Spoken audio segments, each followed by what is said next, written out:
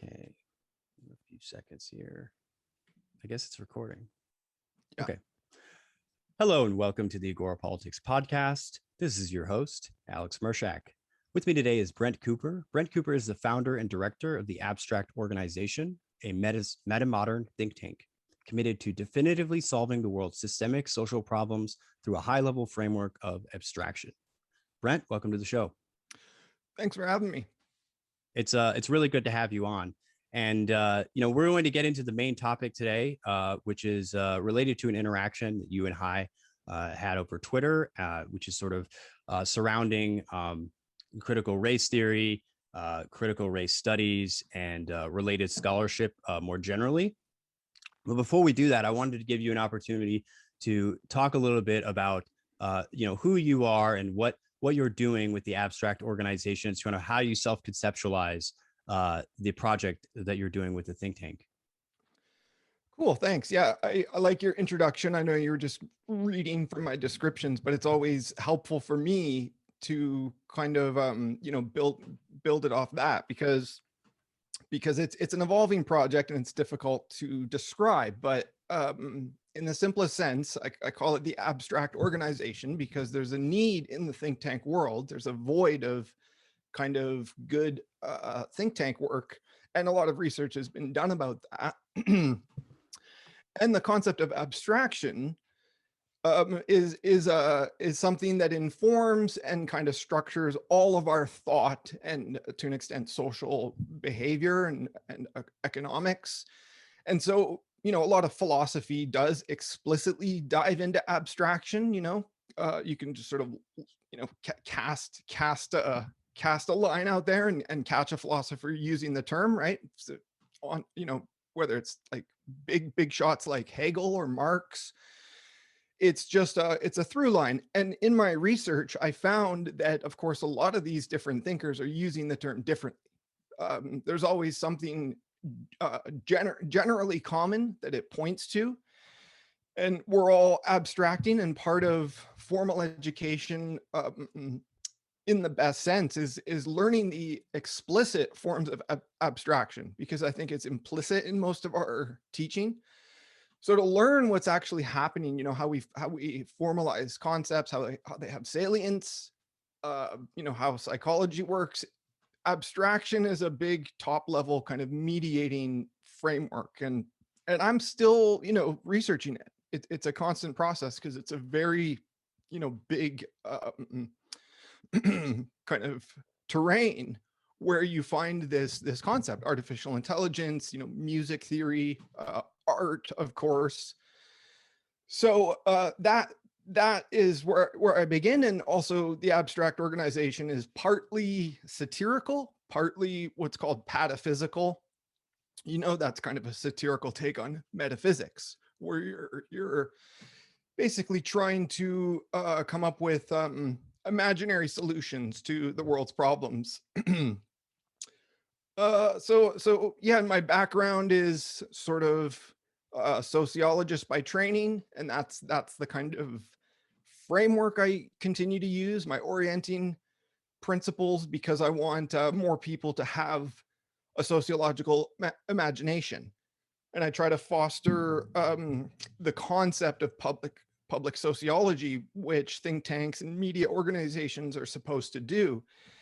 And so naturally that goes into a lot of these hot button topics and culture war issues, because they like the discourse breaks down literally over definitions, right? So if we were able to just come to some common definitions, it would dispel a lot of the tension and talking past one another.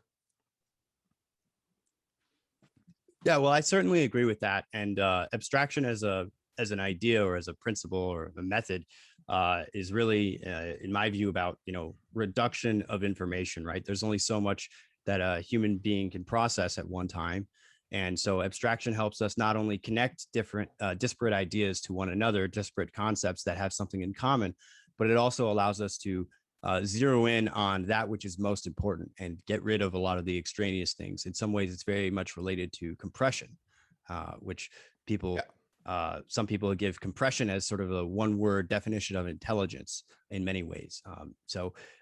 Anyway, that's just sort of a Yeah, that's on point, and I like the term distillation too.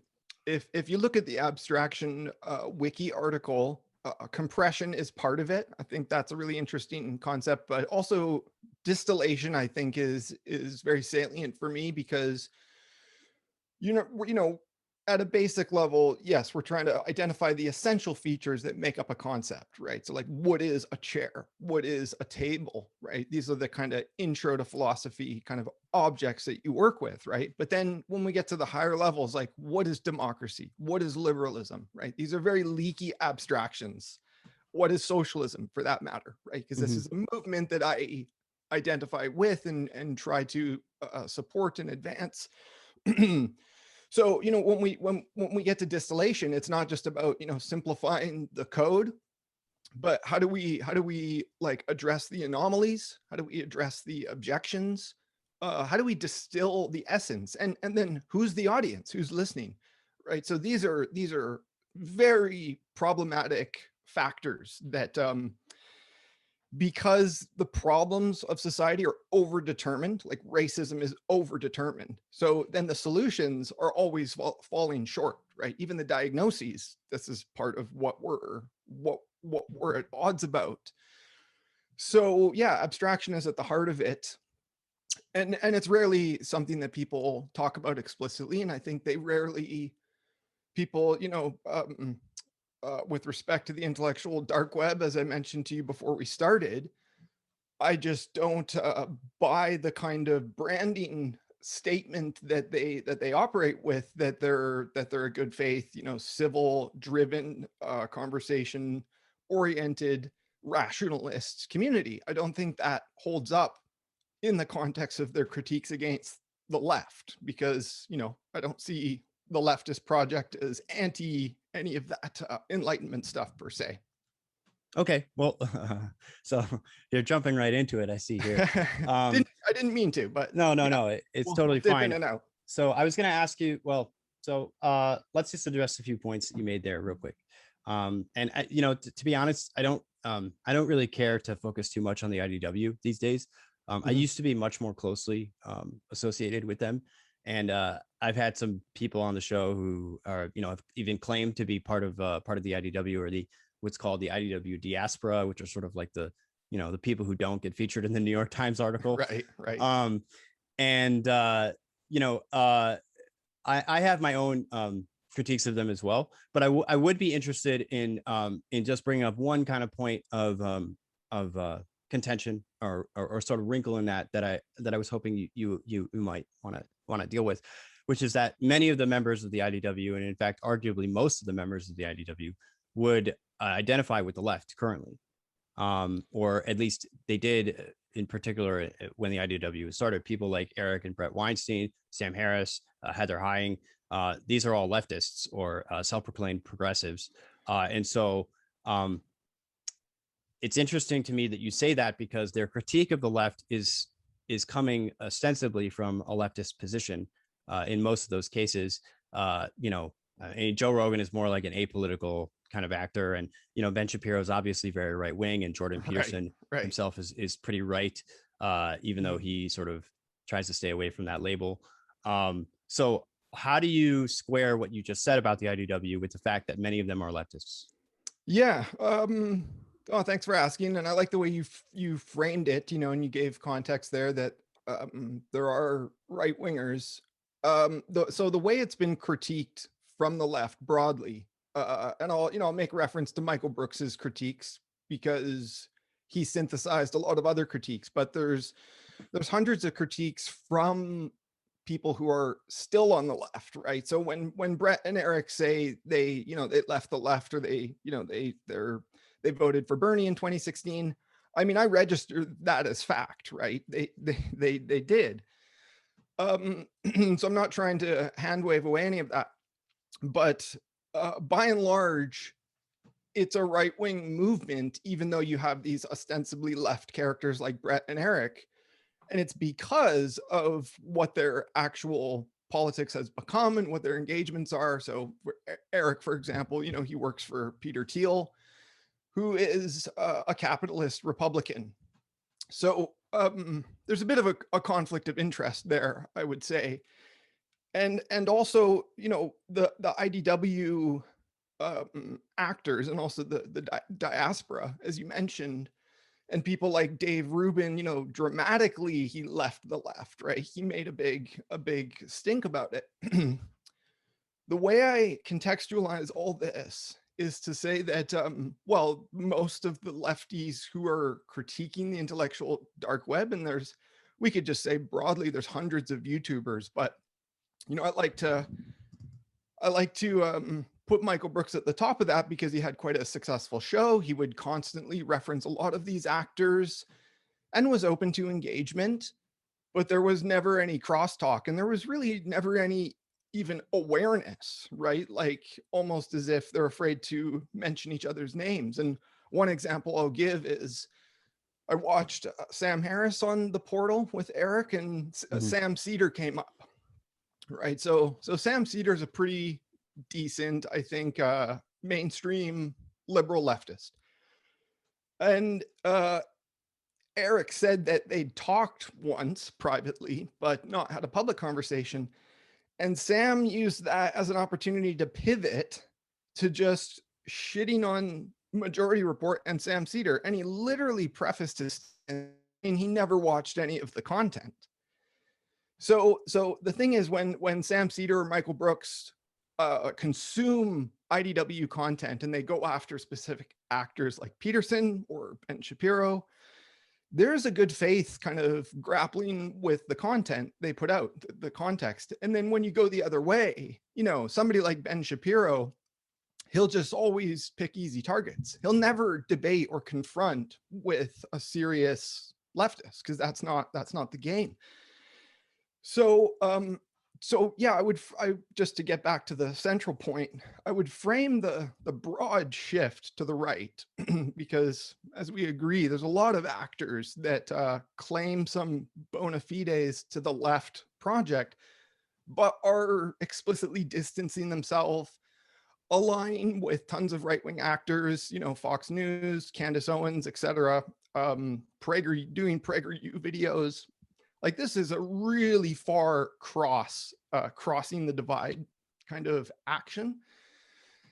And so the many people who kind of remain staunch leftists have criticized them on an ongoing basis. And because the conversation never happened, so to speak, it then transitions into these other issues and these new actors emerging where you have like James Lindsay and Christopher Rufo being more prominent, putting out a lot of content, being relatively aggressive online, really just rejecting critics wholesale, not entertaining the possibility that they could be wrong.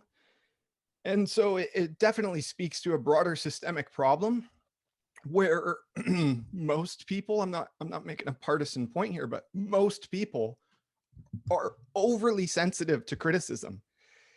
And it needs to be like solicited, it needs to be heard, and kind of like you and I are doing, I hope we can like constructively disagree, because we'll run up against points that we're passionate about. And one of the key things I want to kind of express to you and to listeners is like, we need to create a space where we can trust each other enough to like, if it's appropriate, to like call each other an idiot or something, you're being an idiot, or like just to create the space and the breadth and the depth and the length for conversations and for coursework and for book clubs and whatever's necessary to really build those bridges. But at the same time, like I'll just quickly insert here more of the problematic that I'm describing. You have leftists like Glenn Greenwald. He's for a long time been a kind of staple of the left. He co-founded The Intercept and broke the Edward Snowden story. And this is really important stuff for everybody, not just for the left project. And, Snowden was a Republican in the past. So I admire that work and those kind of disclosures and revelations. But a lot of people are criticizing Greenwald and many others, like Matt Taibbi, for also giving in to the anti-woke pressure and sort of shifting with the the political moment to make right-wing alliances. And people are calling it a red-brown alliance. So if Tucker Carlson goes on Fox News, it's not just the act of going on Fox News, it's that he's going on there and not disagreeing sufficiently or not foregrounding some of the contradictions of. You mean Glenn Greenwald goes on Tucker Carlson? I Yeah. think you said Tucker Carlson goes on Fox News. Did I say that? Sorry. Yeah, that's what I'm talking about. So I just wanted to extend, the critique of the trend of this kind of drift rightward. It's really affecting a lot of people. It's not just the IDW, and it needs to be unpacked. And we'll all notice that there's very few points of potential intervention. Like Glenn Greenwald is very defensive and very sassy on Twitter, right? When he gets critiqued, it's like, how dare you, kind of thing. And the fact remains, like, we're all making mistakes all the time. And part of my project is always looking at meta problems and the kind of meta analysis and meta narratives, and looking for the critical points of intervention, which is why, going back to 2016, and the Bernie movement was surging and kind of bringing this new discourse to a national stage. Not only was it obvious to me that it was the most kind of universalist path forward for many people, like many Trump voters would vote for Bernie, but that it was, the hostility and polarization of American politics is such that it was also predictable that that movement was going to be derailed if we didn't sort of put all our eggs into the basket, so to speak. And so, the noise created by the IDW, I don't think moved us forward in any substantive way. It, allowed a lot of people to kind of express themselves, and you have kind of really identity politics across the political spectrum, right? So the critiques against the left identity politics and against the concept of identity politics in general from right wingers is in fact its own type of coded white identity politics. And from a sort of sociology or political science perspective, this is well documented, right? And maybe the last point I'll make, just because I'm running out of steam and got to have a conversation, is that when it comes to CRT, critical race theory,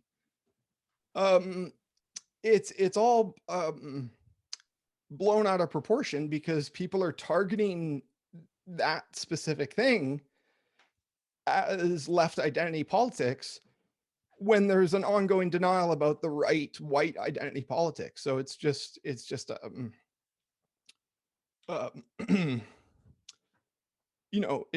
kind of real mixed bag and real kind of explosive kind of context for discourse, if that makes sense. All right, so I have many things that we can go off of from there. I want to start with some holes or some apparent contradictions that I found in some of the things you just said. First off, I want to abstract away from some of the particular examples of the people that we mentioned or that you mentioned, people like Glenn Greenwald and the IDW folks, and all of these sort of similar people that anyone who's sort of on Twitter kind of knows about, but I think maybe a lot of people who aren't on Twitter aren't necessarily as tuned into who these particular names are and how exactly they all relate to one another. To first go to the broader point you talked about, which is that you see this problem with with leftists, or in some cases former leftists, moving more rightward, right, and being more associated with the right, embracing more right-wing ideas, or spending most of their time and energy critiquing the left rather than pushing back against the right. And as a, I have to grant that, you identify as a leftist, and so for you, this is obviously seen as a problem. But at the same time, you also said that what you want is you want to have more conversations like this one, where two individuals can come together and facilitate a reasonable conversation with one another, where we share each other's views and we're not spending all of our time attacking each other or defending each other or trying to dunk on one another, for clout or whatever. And so on the one hand, I'm seeing you being upset that many of the people who are on the left or would formerly associate with the left are engaging with the right. And on the other hand, I'm seeing you saying that you actually want to have more across the aisle conversations. And so I wanted to ask you, are you opposed to a leftist like Bret Weinstein going on Tucker Carlson, for example, on the principle that it's Tucker Carlson? Or do you believe that there is a necessity to actually engage with certain critics of the right? It doesn't necessarily need to be Tucker Carlson himself, in order to move that to move these conversations forward. I want you to clear that up for me, because it makes it sound like you're doing kind of you're split between a sort of kind of guilt by association, while at the same time saying that you want to have more crosstalk. So Yeah. where do you stand on that? Yeah, I think I can unpack that in a number of ways, and I'll have to make reference to some other people and anecdotes, and hopefully it's not too alienating for people. But like, just to start off with Fox News, like Cornel West goes on Fox News and Bernie Sanders goes on Fox News, so that's okay in itself. I am making the claim that people like Greenwald and Bret Weinstein actually don't even know what they're getting themselves into. Like, they don't know how much they're, however you want to describe it, carrying water or providing coverage for really far right extremist ideas. I don't think they're aware. And so when they get criticized for doing so, they're like, well, I'm not doing that. And, I'm against the far right. And it fuels the confusion. It fuels the denial. And I'm not necessarily saying I can do better either, because in my own videos, I've challenged a couple people who I disagree with, Alexander Bard and Greg Henriquez, just to name a couple. And it's very difficult, right? And that's why I'm being candid with you, that I'm looking for breakthrough opportunities, right? The more conceptual ground we cover, the more, historicity and historical context we deploy, the better chance we have, right? And so that those are the Fox News examples, and I'll also pivot to more of my personal examples. I had a quote unquote anti-debate with Jordan Hall 3 months ago, right? Hosted at the Stoa. And there was a number of things wrong just with the setup of that, right? It was behind a paywall for quote unquote quality control. It was very poorly managed and curated by Peter. And Jordan Hall himself was incredibly late and incredibly unprepared. And this is at odds with both of their kind of stated principles and mantras about their project and about their crosstalk. And I have many, many critiques of Jordan Hall, but the top line point that I started off with was like, well, you had a fascist on your channel 2 months prior, right? It's like, how do you parse not only talking to the fascist, but the conversation itself was quite damning, I think, because there wasn't any real depth and there wasn't any pushback. It was just sort of like, hey, we're two friends just hanging out. And that's, that's the dialogos in Jordan Hall's mind.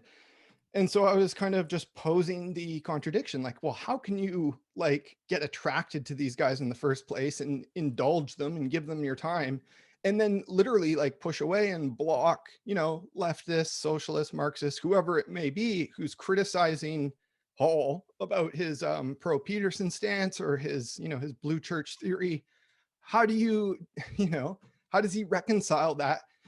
And he doesn't have an answer, right?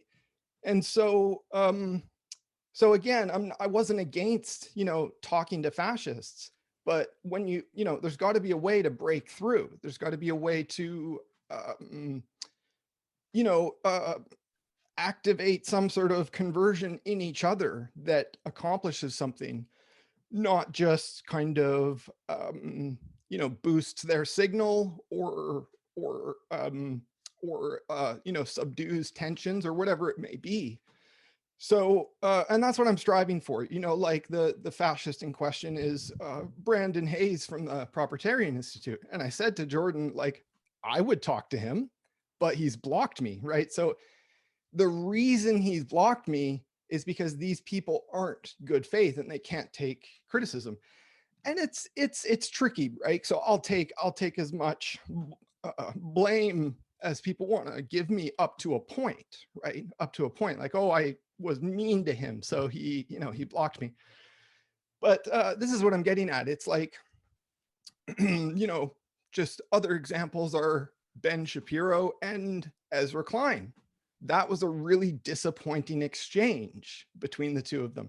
Ben Shapiro and Neil deGrasse Tyson was a little bit better, right? I watched a clip of that recently, and Neil deGrasse Tyson is like, very, very respectfully, very calmly, like, Ben, like, the whole trans issue is like, why does it concern you?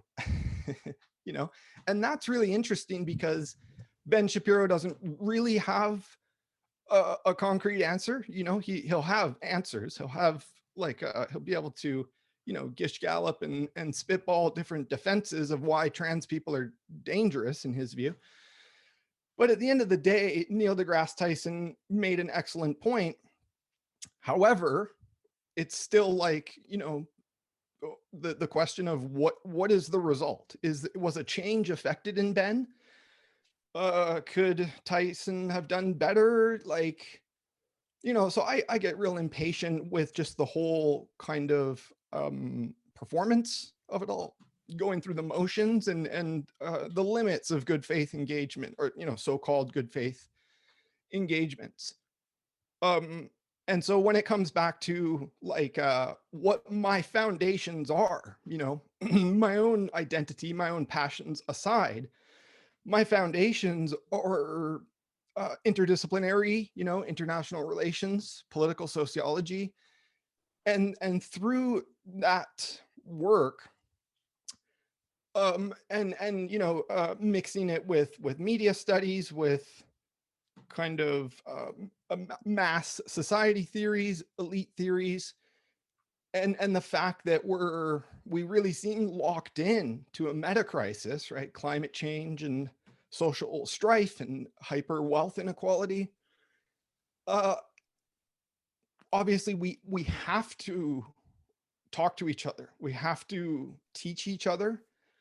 But I'm always pushing for some sort of substantive shift. And at the end of the day, only you can decide, first of all, whether or not that happens at all. And second of all, like, to what degree it happens, like what and this is where I want to ask hypotheticals and prime yourself and the audience, even if it's just to plant a seed, right? I don't need a concrete answer, but like, what are the limits, or what would it take to shift on this policy, or what kind of policies are off limits and which ones are you curious about? Because in my view, they're all connected. All social issues are deeply intertwined and overdetermined. And I think the best solutions aren't going to be the piecemeal change that's currently happening, especially pushed by the Democratic Party. We need some radical change, like the left movement proposed in the last two elections. However, it needs to also like literally actually win hearts and minds, not be this divisive thing like, oh, will socialism work? Is it, or all the scaremongering around that concept, what does it really mean? And so a lot of the discourse becomes a distraction from discussing some of the central points, right? So one thing I Yeah. disagreed with Jim Rutt So on I was want to the get green, in. just I want to quickly, get just into some of the central points, yeah, just and really quickly, maybe the go ahead. Green New Deal, right? The Green New Deal, Mhm. if it was something that people in good faith from different parts of the political spectrum could come together in a kind of round table or a classroom and learn about and agree on, they might adopt it, right? But in the case of Jim Rutt, his agreement was just, well, we can't afford it, like, oh, this crazy Marxist. And it's like, well, actually, now these are just thought terminating cliches. You do a good impression. Thanks. He's an easy one. But go ahead. Well, so again, I want to get away from some of the discourse. I know that in some ways our topic for today is kind of a meta discussion about the discourse, but I do want to start getting into some of these concrete issues because in our conversation that we had, which people can go search us on Twitter if they want to find it, um, you presented your own, based on your own experience and background, which you've talked about already, that you have some critiques of the current discourse, and I want to get into those specifically. So to begin with, I want to just go ahead and in real time with you here, because I have you resolve, I guess, a misunderstanding or an accusation that was levied my way, which was that in our interaction that I was simply parroting some of the ideas from Christopher Rufo. Now, I will just state outright that I wasn't. I don't view myself as doing so. In fact, I was talking about some of these issues, maybe not as boisterous as some of the people are doing it now, but I was talking about these issues surrounding intersectionality, issues that I had with critical theory more generally, with critical race theory specifically, even decolonialism, all these related research areas. I've been outspoken about them since at least 2016, before Rufo was on the scene. Even as James, I watched James Lindsay come up. I know, for example, that his background is actually, he came from the new atheist movement and then sort of converted into sort of an anti-woke, a pundit of sorts. And, to be clear to my audience and for James, if you happen to ever listen to this, I don't think he would, but I've had James on the show in the past. I've also had Benjamin Boyce on the show in the past, both of whom are very large sort of anti-woke personalities. They both sort of built their brand around kind of countering wokeness. Benjamin on YouTube and James with his new discourses and on Twitter mostly. And so part of the reason I wanted to have you on the show in the first place is because I actually haven't been able to find a genuine proponent of these ideas who is willing to come on. When you say they never invite leftists on the IDW shows or whatever it may be, the message that I hear from them is that a lot of the leftists won't come on. I've sent emails out to Ibram Kendi. He never responded. So it's like, and of course he's a big guy. So maybe he has other reasons for not wanting to spend time with me. That being said, it is, in my experience, rather hard to get, in particular, leftists who disagree with you to come on and actually have the discussion, because in many instances, they just assume that if you're right wing at all, or you're kind of right leaning or have right wing sympathies, however you want to characterize it, that you sort of believe in evil ideas and that you're not worth talking to, or maybe they assume that if they do come on, you're just going to try to like harass them and make fun of them or something.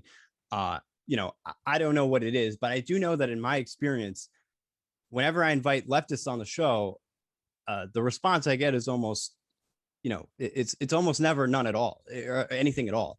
Usually they just ignore it. In fact, I haven't had a leftist say, I'm not coming on because I disagree with you politically.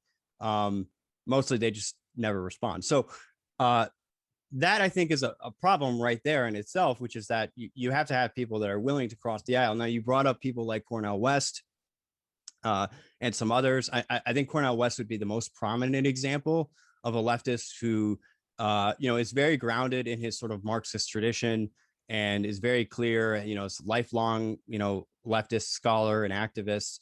And yet he continues to come on, very decidedly right-wing shows. I've seen Cornel West go on Gavin McInnes's show. I've seen Cornel West talk with Peter Thiel at Harvard. invited Peter Thiel into his classroom to have a discussion. So he's very much someone who is willing to reach across the aisle and is not afraid at all of, having the conversation, even with people that are totally opposed to him. And this has gone a little bit off track here, but I was going to tell you a little bit about my background. So the people who are listening may not know entirely what my academic background is, but I went to the James Madison School at Michigan State University, which is a liberal arts school of public policy and government inside of the university. And my major is in political theory or political philosophy. And so that's my primary academic background. But one of the interesting things about the James Madison program is that it has sort of four majors within it, which are social relations and policy, which is more like it's basically what it sounds like. And then a comparative cultures and politics, which is sort of a comparative cultural analysis. And then it also has international relations as well. And so one of the interesting things about the Madison program is that during your first year, you're actually undeclared, and you spend the first year getting into all of those subfields and getting experience with all of them before you have the option to choose your sort of major or concentration. And so because of that program, I had the privilege of being introduced to a lot of these ideas in sociology, in various kinds of cultural theories, et cetera, that maybe a lot of people who come from my kind of academic pedigree haven't really experienced at all necessarily, because they haven't really engaged in them. And in particular, I want to bring up one course, which is MC 111, which is sort of the first kind of major writing course that you take when you're enrolled in the Madison program. And the MC 111 course is a course called literally Identity and Community. And so what that means is that the entire course is focused on these various, very sociological concepts, which is identity and community. And in particular, the course that I took was taught by a professor who was both in the social relations and policy department and in the comparative cultures and politics department. And so there was a heavy focus on what we would call critical race studies, critical race theory, various aspects of anti-racism and dealing with concepts of privilege and so on and so forth. And so I got very enmeshed in this, in particular in my first year of schooling. We studied Frederick Douglass, we studied W.E.B. Du Bois. We went all the way up through kind of the tradition leading up to sort of the present scholars that people like to bring up, people like Derek Bell and Kimberly Crenshaw and others who are more associated with kind of the contemporary instantiations of that ideological lineage that people are arguing about right now online. And so all of this is to say is to give you a preface and to give you some context for where I'm coming from, both to dispel the notion that I'm sort of just blindly repeating things, but also to say that one of the things that's interesting about political philosophers is it's distinct from other fields of philosophy, in that other fields of philosophy, like if you're an analytical philosopher or you're dealing with aesthetics or you're dealing with metaphysics or whatever it may be, you don't necessarily have to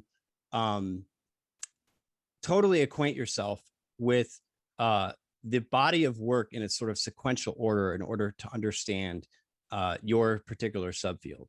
Now, obviously, all philosophers have to be aware of sort of the foundational ideas and big names or whatever who may have came before and then are forming whatever their particular subfield is currently. But in political philosophy in particular, we have a really intense focus on the origin and genealogy of ideas. And so we look at how ideas started and how they transformed over time. And so because of that, this almost philological understanding is sort of how I approach the interpretation and the discussion around many ideas. And so my first major question for you that's related to the main topic, which is going to be this discourse around critical theories, is what you view as the distinction between critical race studies and critical race theories.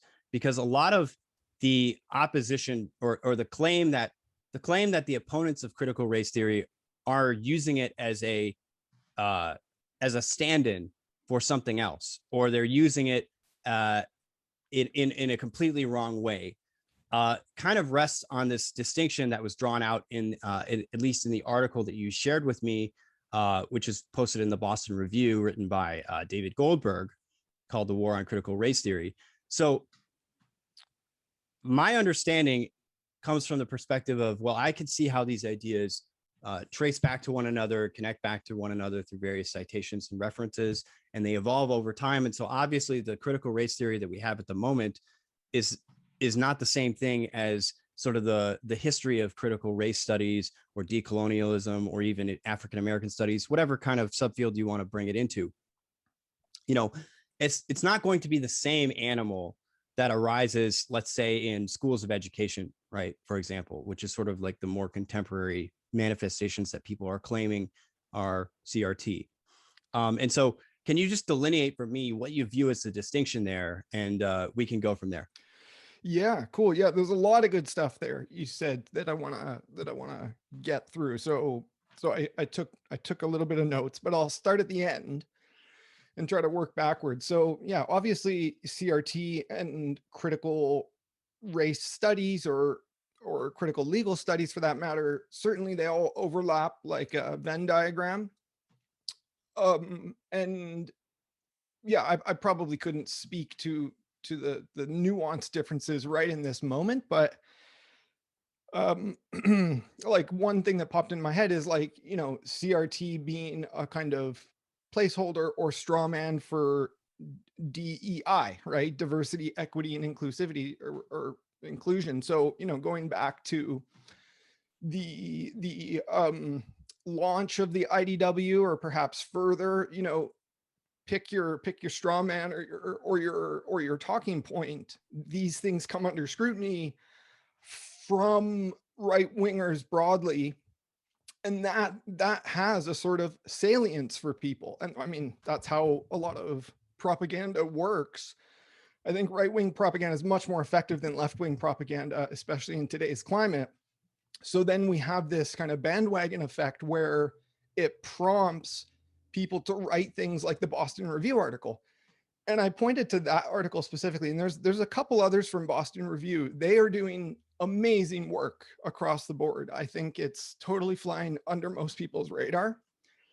But those articles only emerge because of what's happening in the public discourse, right? And then it kind of you know, goes through waves and peaks and lulls where you know, I was talking with texting with Bernie Belvedere, the editor of Arc Digital, about this, and I said, like, you know, would you like me to submit a thing on CRT? This was like a month ago, but he's like, oh, it's kind of played out right now, like we've just published 2 pieces, right? And I get that. Like, it's the only reason I suggest it is because I think most of the stuff published misses the point, right? And if you read something in the Atlantic or the New Yorker, the New York Times, like they're not even citing the Boston Review piece. They're not aware of the kind of timeline in which these things unfold. And it's very salient for me because as I've written about, critical race theory was an issue early last year in Game B, right? There was people, Jim Rutt himself was explicitly banning it. Like, I wasn't necessarily coming in saying, oh, you need to read CRT and this is the framework and we need to talk like this. It's like, I was just trying to introduce any kind of sociological conceptual footing. And the people there, and Jim Rutt included, was like, no. Like, that's just a kind of, you know, communist Trojan horse kind of thing. I'm like, no, this is like one of the main instrumental ways academics talk about racism, systemic racism. And so, you know, you yourself admitted quite a bit of literacy to the background of these fields. And so I'll use that to pivot to a point. You opened this with you know, Rufo's tweet. I replied, and then you replied, and we got into an exchange. There's a lot of people, and you're included, that actually do the homework, right? You want to learn what it actually means and not take it from Christopher Rufo. And you know, I'll admit, full disclosure, like what prompted our exchange was just, you know, Rufo's tweet. I think you retweeted it. That's why you saw my comment. But I just made a glib remark, right? Because, and I'll explain why. I'll give the context why, but I just said like, grifting must feel real good, right? And then you took issue with that, and we went back and forth. The context in which I did that is, I can point to, you speak of lefties being hard to get a hold of, or being, participatory. And I agree. And it's tough even on the left to build alliances sometimes. And it's also hard to get right wingers to talk with me. It's all over a problem. But my point is, I've seen Rufo effectively and continually debunked. So Sam Hoadley Brill is a PhD student. And I mentioned him on Jim Rutt's podcast going back to October of last year.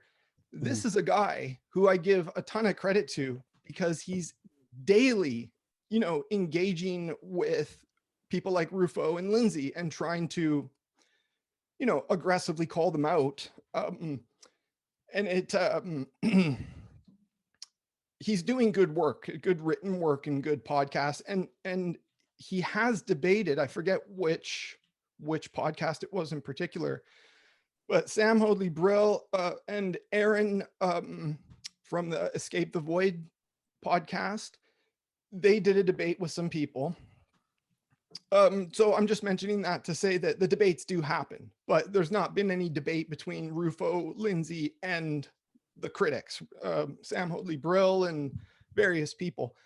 So it leaves us unsatisfied. It leaves people confused. And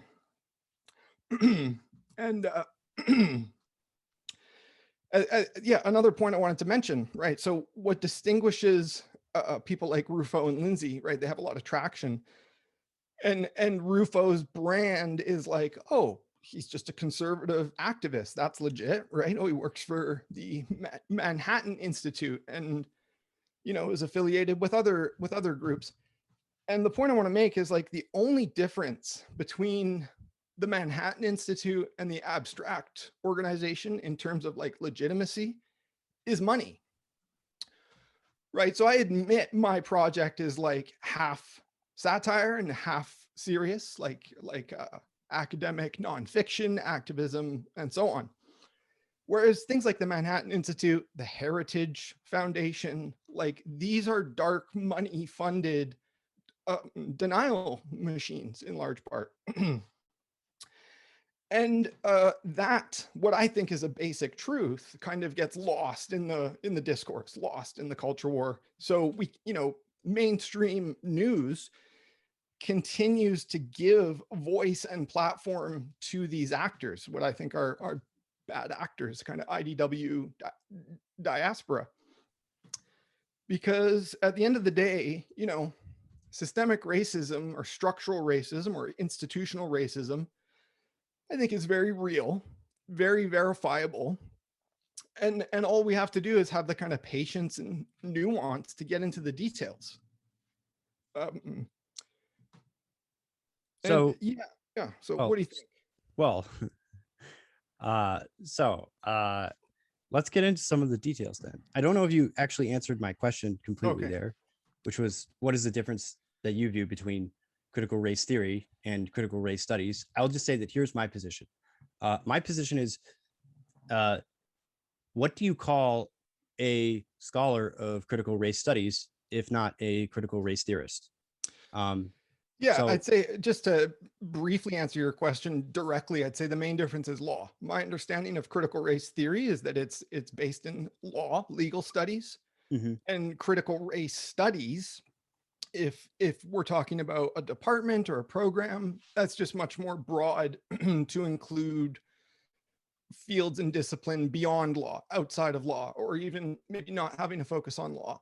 Okay, so that's good. I believe that that's a correct characterization there, that critical race theory is more like a subcategory of critical race studies, which is more broad and ties in, multiple other disciplines, from, intersectional feminism to decolonialism to, some aspects of postmodernism, and that all of these ideas do get sort of almost like jammed together so that for branding purposes. Really, it's for branding purposes, and for marketability and for mimetic reasons, under the moniker of critical race theory. And in fact, the people who are doing so are very clear about that. Like James Lindsay and Chris Ruffo, who I think would be the biggest, let's say, offenders, if we're going to use that term here, are very explicit about the fact that they're happy to use critical race theory because for them, it sums up all of these. They can sort of smash all these related ideas into one coherent concept and then just sort of spit it out at people over and over again. Kind of like you're talking about. I mean, I don't think that I don't know about Chris. I think maybe he views his project as a little bit more legislative or policy oriented. But I know that James, for example, I don't think would deny that what he's doing is propaganda. And Right. I'm not We've necessarily seen opposed to propaganda in itself, but it is important that we acknowledge that there is a propagandistic nature to some of the discussion that's happening. And so therefore, there are incentives to muddle the discourse or to not speak clearly about certain things. That being said, we've acknowledged that critical race theory is part of a broader kind of collection of scholarship. And we've acknowledged that, I agree with you that it is I don't have to agree with you. It is a fact. The fact of the matter is that it did come out of legal studies. It did come out of areas related to kind of the analysis of the way in which the law informs our understanding of race, and in particular, existing laws, prior to the passage of the Civil Rights Act, and various kind of laws that came afterwards that, had racial implications, things like redlining and so forth, that were disputed in the courts. And so it's not wrong to say that it is a kind of a niche legal theory. And I think the main confusion that people are getting towards right now is the fact that what's happening in the popular consciousness, which is more surrounding aspects like education and pedagogy, are derivative of these ideas, and in some cases even reference directly these critical race theorists. And I'm using that in the precise meaning here. And so when someone like you comes into a conversation and says, you're misrepresenting CRT, it's really this niche legal theory. My first response is, well, that may be the case, but it's still also true that these sort of critical theory educators, if we can call them that, are referencing this legal framework, and maybe they're misapplying it, but they're still misapplying it. So how do you respond to that? Yeah, that's great. So, the term moral panic comes to mind. Maybe that's not the best place to start because that's a strong claim of critique, right? And I did want to make a point to your broader point, which is that, CRT is one of, and I kind of made this point on Twitter, but CRT is one of, let's say, hundreds of important subfields of study that it just so happens to have been put under the microscope, right? And it's no different when feminist studies get put under the microscope or postmodernism writ large. And that narrative, that anti-postmodernism, is by and large what this is about, right? And the critique of postmodernism, it seems very fresh to a lot of people, like it's worn out today, but the critique goes back to the 90s, right? Where you had people across the spectrum writing about the diminishing returns to increasingly derivative academic work, right? None of it addresses the big picture. None of it addresses the meta crisis. And this has been my obsession for the past decade. So I'm happy to be like a total proponent and defender of CRT, but also only to say that that's not the issue. The issue is that through actually, a lot of the anti-woke people complain how woke universities are and how they're controlled by leftists, right? There's a very persuasive argument that the opposite is true, that universities are largely privatized and corporate controlled, and run by bureaucrats who are either apolitical or right-leaning. I think Harvard's a good example, and Cornell West's walking away from that situation is sort of case in point of like, just how at minimum how unclear it is, who's in charge and what politics are prevailing. And so, I think you're aware to some extent, I work on something called metamodernism, and it's ironic because very, very few people have been interested, even on the left, very few people have been interested on how metamodernism answers the postmodern question or the dilemma, or however you want to frame it.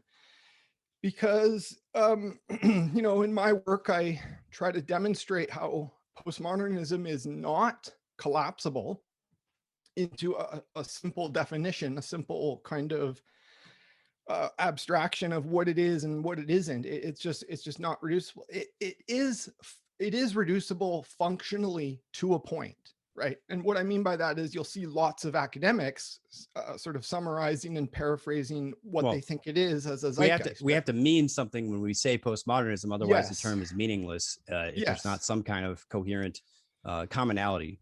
Exactly.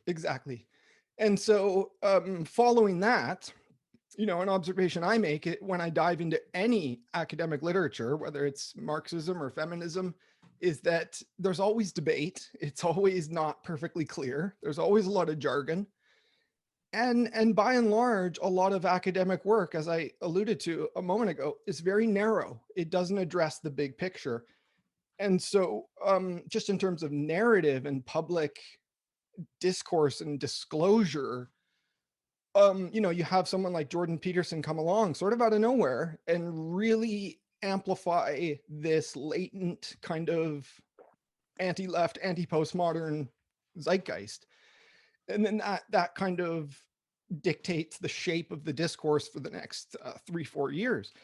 And my lamentation is just that, first of all, the conservatives are kind of building a straw man. They're also very aggressive, very just sort of authoritative and pompous about it, like demonizing, Red Scare McCarthyite kind of tactics just around these concepts without the historical context too, without the historicizing struggle, class struggle and identity struggle. And definitely without historicizing the discourse itself, which as my work tries to reveal, you have the waning of postmodernism in the 90s, a lot of discourse about it. You have the sort of founding of theories of hypermodernism and metamodernism, and the postmodern kind of theme bifurcating into these different trends. And then all throughout the aughts, 2000 onward, you have postmodernism. Like you have a whole group of scholars going like, well, we don't know what to call it. Here's a placeholder, postmodernism. And all of that's really interesting too. And all of that is glossed over by the public discourse. And so, we're really just shooting ourselves in the foot. Meanwhile, a lot of these conservatives and ex-liberals are patting themselves on the back. And it's like, okay, come on, guys. Like, something's got to give. Something has to pivot. Somebody has to change. And, I'm personally kind of tired of waiting and like looking for my own strategic points of intervention where I can like obviously aspire to the charm and diplomacy of someone like Cornell West, but also be even more persuasive, be even more, take no prisoners, because, Cornell West has this optimism like, oh, we failed. We gotta fail better. We gotta just own our inadequacies, but double down and commit to the cause, right? And meanwhile, people are dying. They're poor. Like we're running out of steam, running out of time. So, I'm looking for the opportunities to introduce the type of language that I'm using, in part because I think that that's the architecture of the metaphysics and the different presuppositions we come to the table with, right? So my idea of a metamodern paradigm is quite complex, right? And I can't even explain it on my own, let alone, operate with it, make it operational, make it Hmm. have an impact in the world. So, Okay. yeah. Well, okay. So there's a lot more to work with. It seems like almost every time we have a response, it sort of leads into infinitely more threads that could be addressed. So I'm trying to keep us on track, and I'm trying to keep this Yeah. going in a somewhat logical direction. And I want to, I really don't. I know that your work is focused on sort of the meta discourse problem itself, but I do want to, put you on the spot a little bit to defend some of the positions that you have and to learn from you why you hold those positions.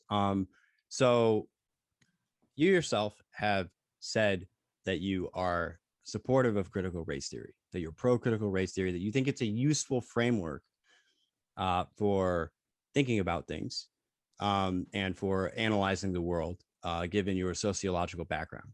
One of the things that I find is interesting is that sociology doesn't need to necessarily include all of these theories. It's not like every school of sociology is practiced or endorsed by every sociologist. It would be insane to say something like that. But for your particular brand of leftism, I believe you call yourself a socialist, you agree that it's a useful framework. And I would say that more generally, you think that issues such as systemic racism, analysis of privilege, et cetera, these kinds of related ideas surrounding race are things that you endorse and that you think are useful.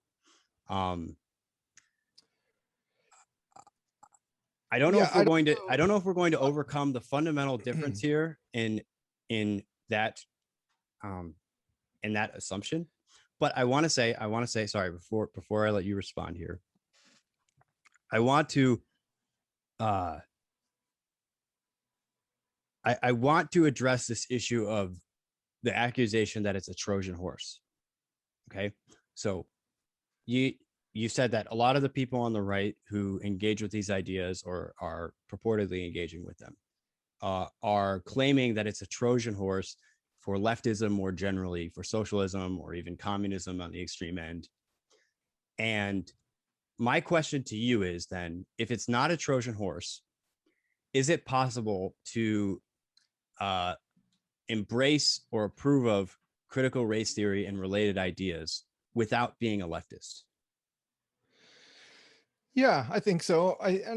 I'll just kind of restate the point that, like, yes, I'll be a defender of CRT, but that's only like a kind of position that I'm forced into as a leftist, having to defend the general But why? attacks on. Why are you forced into it? Well, because as I was trying to say earlier, like, I think it's a fine sort of subfield of academia, like hundreds of others. And and with that said, they also have their shortcomings and their diminishing returns and inadequacies.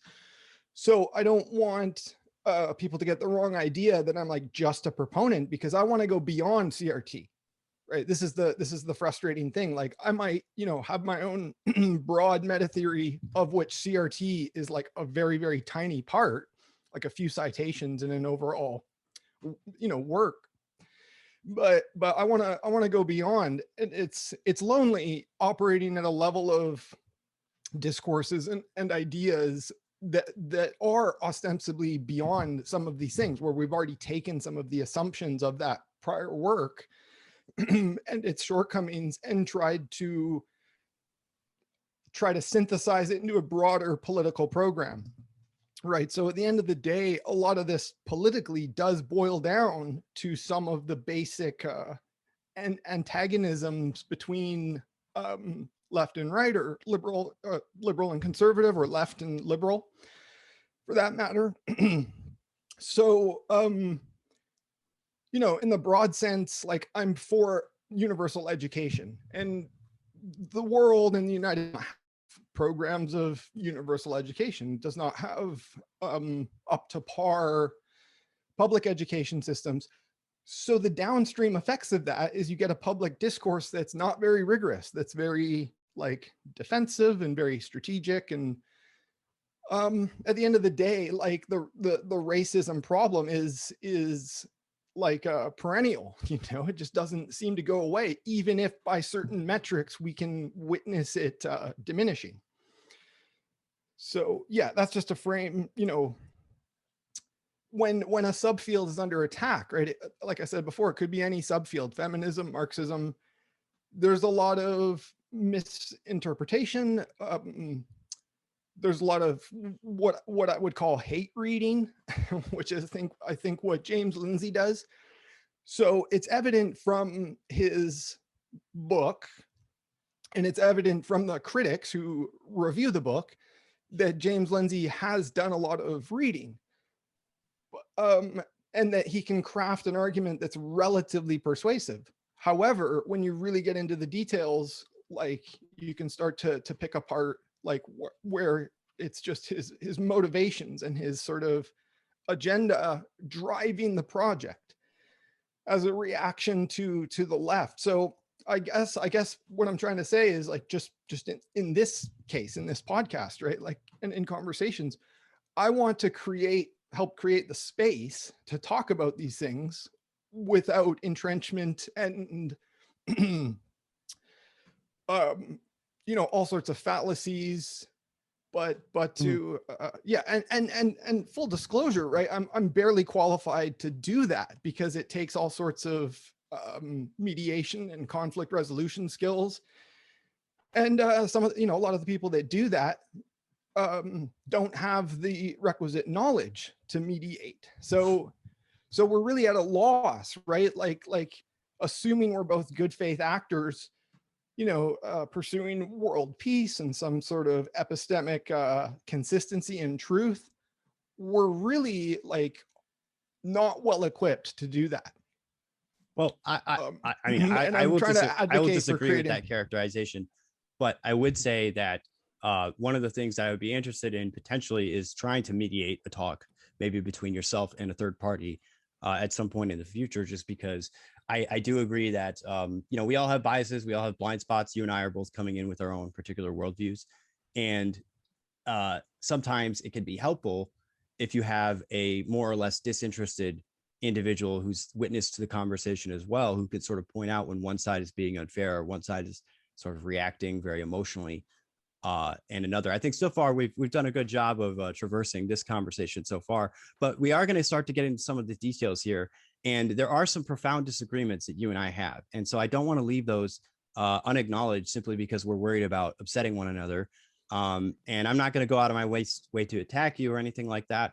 But I do think we should start with some of those disagreements. So the first thing that I just, you know, I want to react to out of all the things that you've said so far is that I fundamentally view, and I would put myself in this camp as well, I fundamentally view the reaction to the left that you're describing by many former leftists, by many leftists who are sort of, you know, kind of, you know, right adjacent, or if you want to call them that, and of course by the right wing themselves.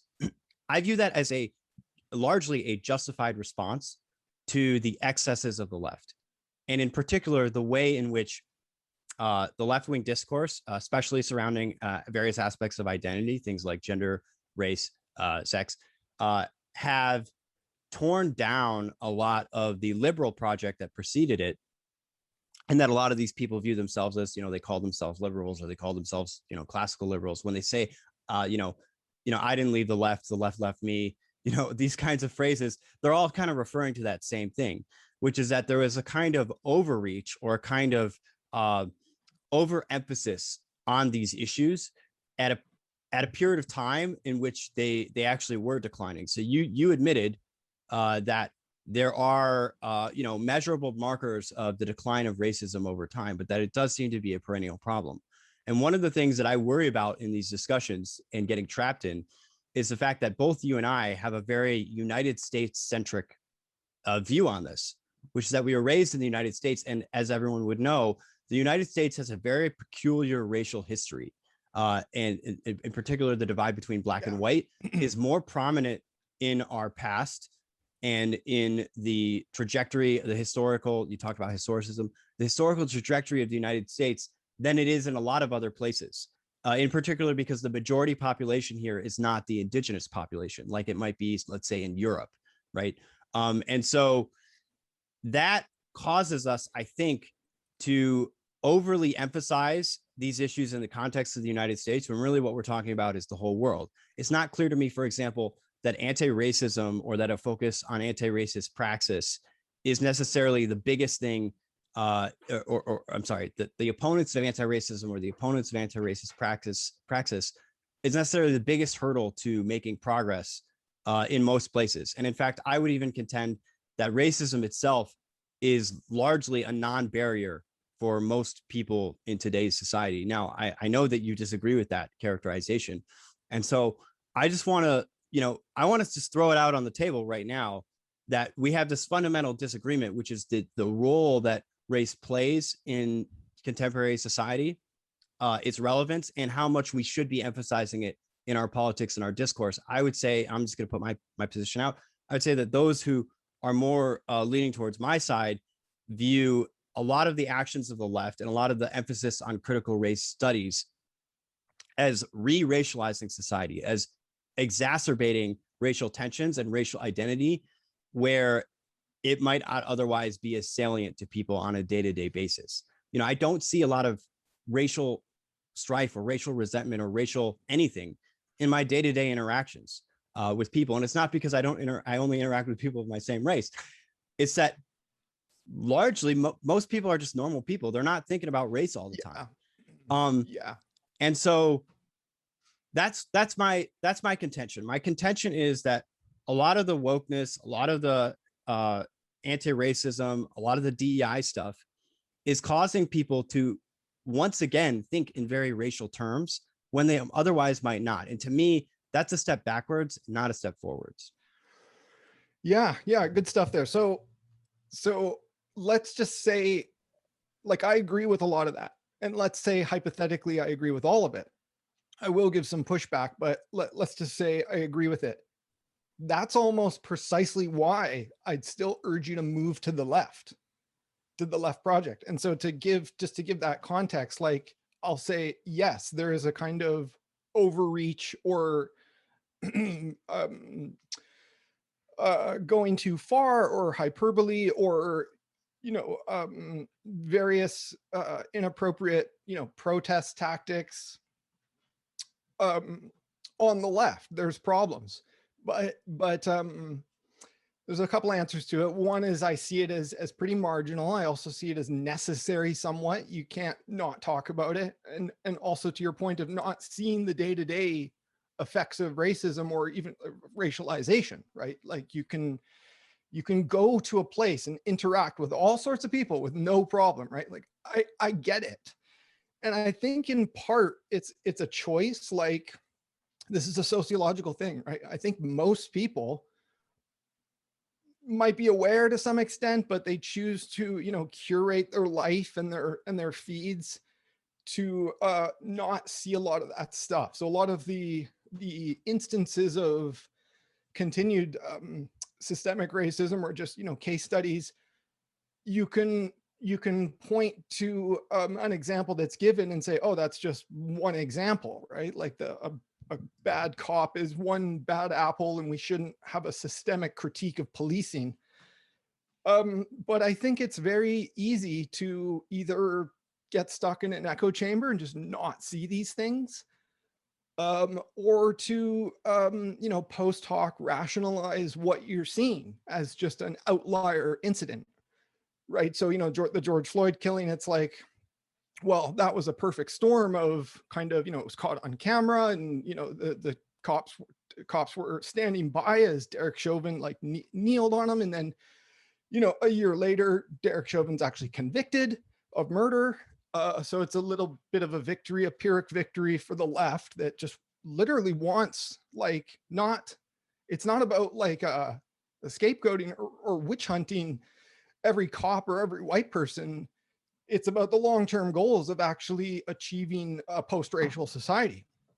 And so a lot of lefties get mad at Obama because he's like labeled as a post-racial president, but he really whether we blame him directly or we blame the office of the presidency, he kept the status quo.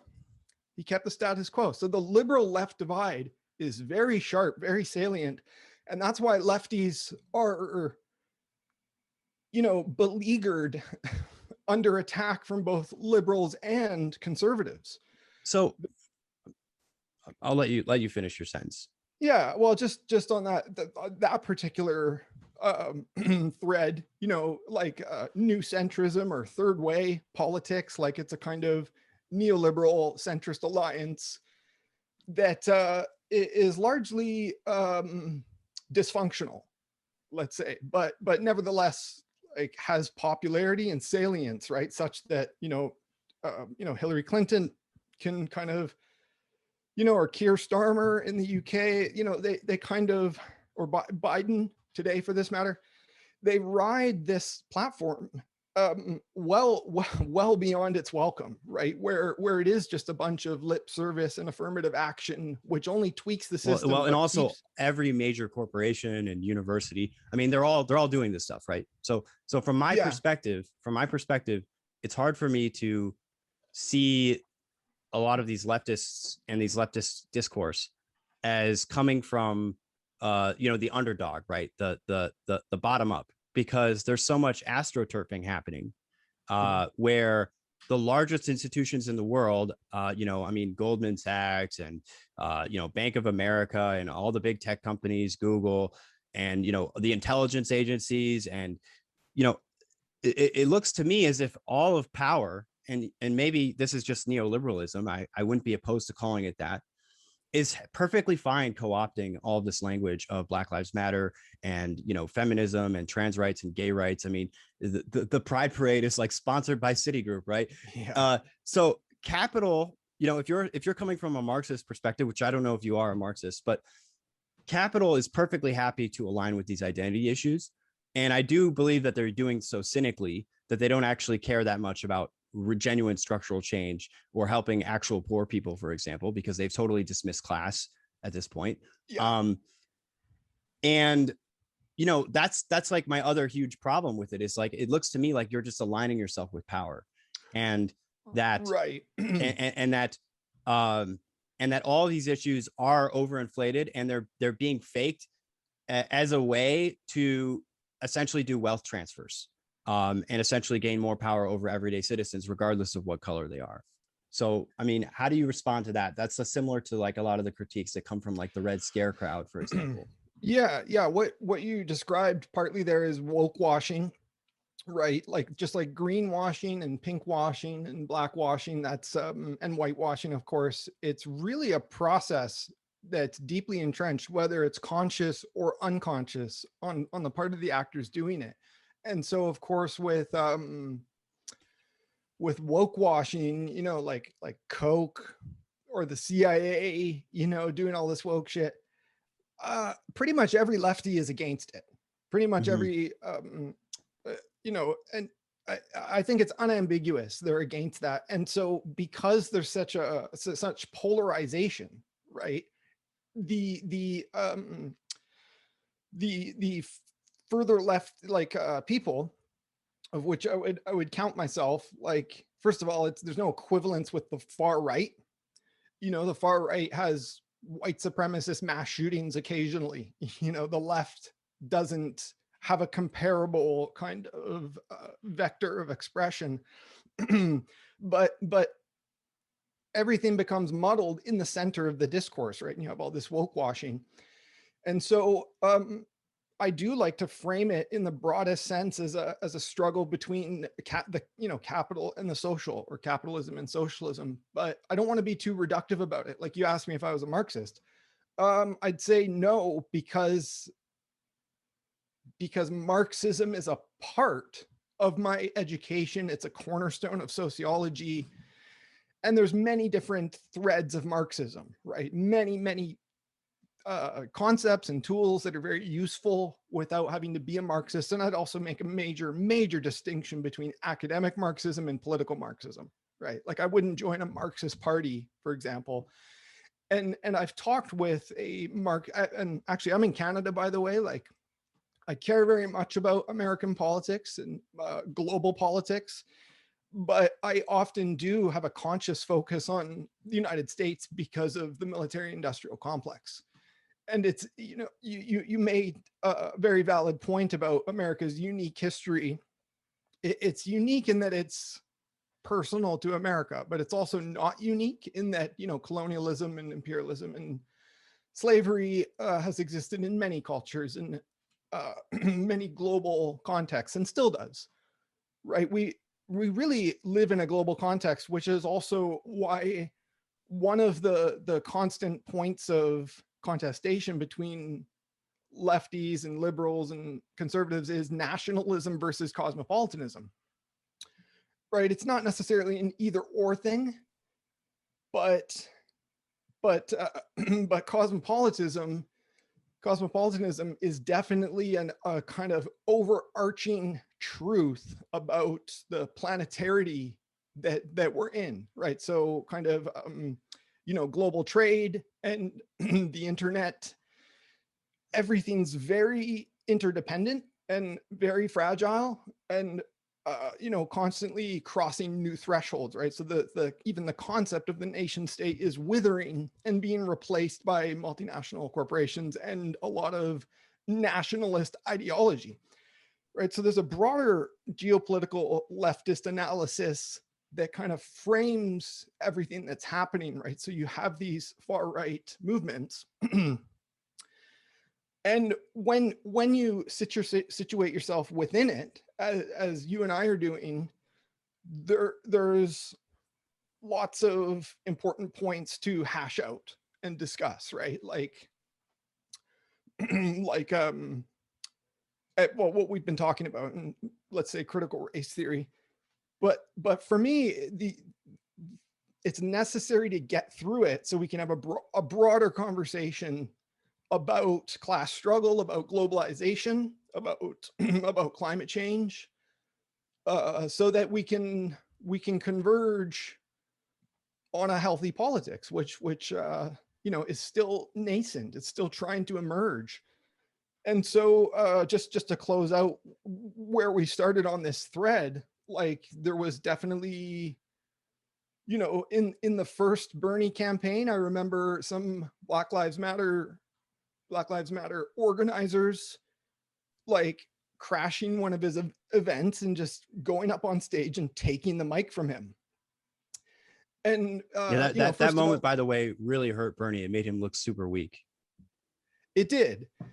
Like, first of all, that kind of tactic is not really appropriate and it doesn't serve the interests of Black Lives Matter, but also the way Bernie handled it and subsequently had issues. And there was, I felt throughout the two campaigns over 5 years, I had a lot of criticisms myself of the campaigns and of left politics, but it was all constructive criticism. It was all like, owning the mistakes of the left.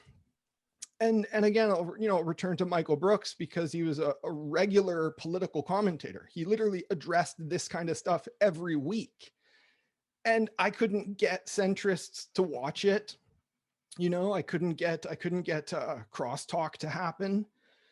But nevertheless, week in, week out, tons of lefties, and myself included, in the articles I've published about the IDW, about Jordan Peterson, we are engaging with their content. We want to find a solution to go through. And it's been incredibly frustrating to just have that narrative kind of subsumed and, swamped by the noise of the culture war, frankly.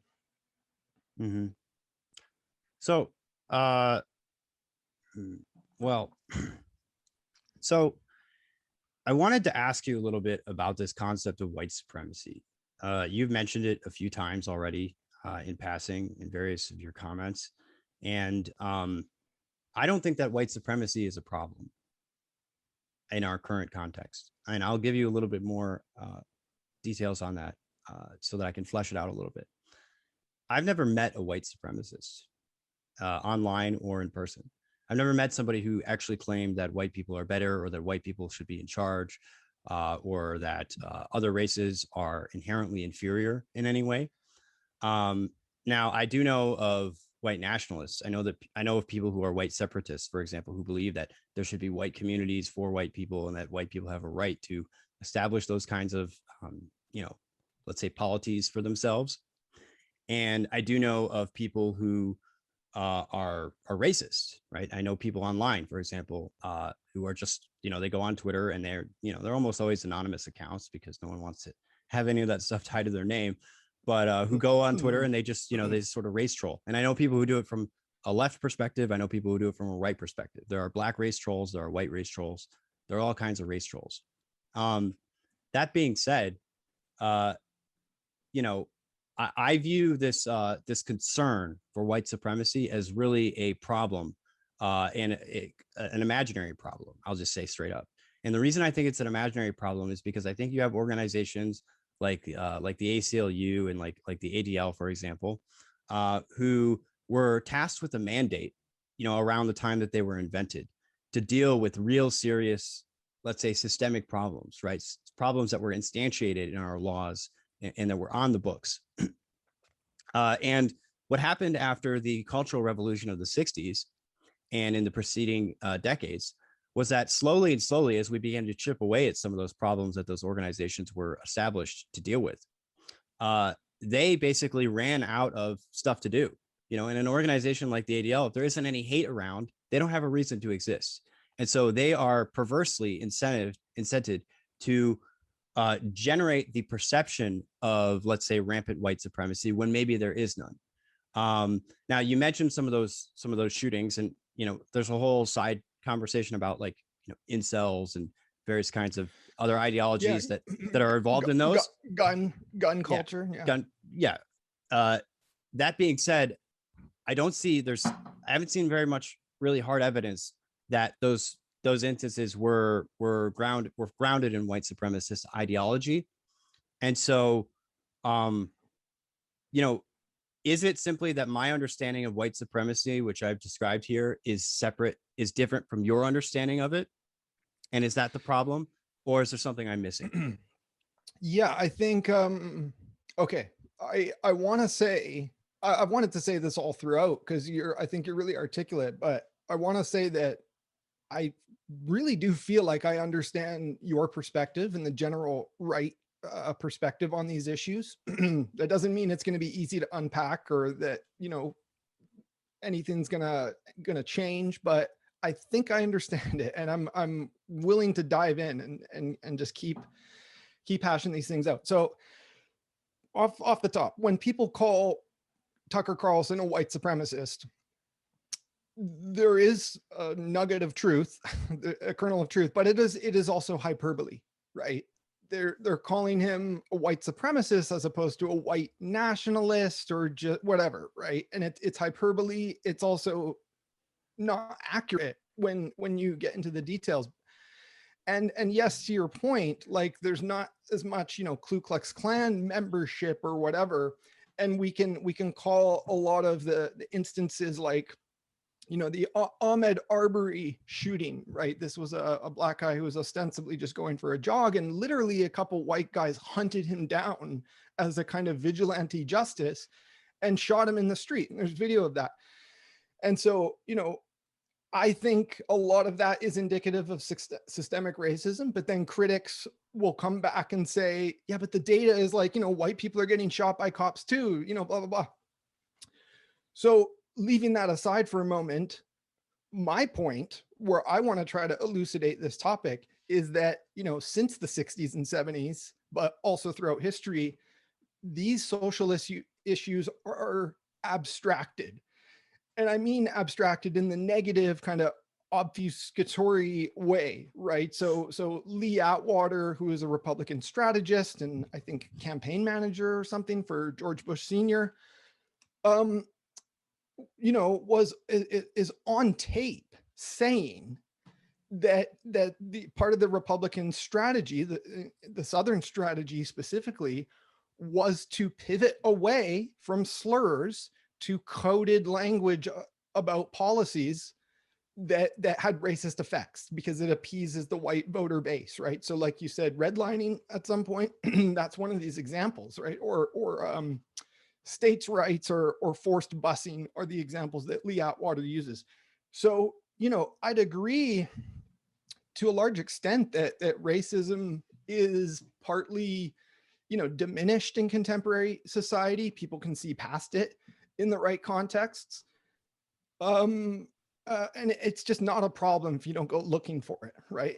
However, I have met what I'd call a white nationalist or a white separatist. I know one. I can think of someone specifically I've met in person who, just uses all sorts of elaborate defenses, really just to kind of, it's kind of white identity politics, as I alluded to at the beginning. Yeah, In his case, like, he's actually worried about the birth rates or the demographics of white people diminishing and decreasing.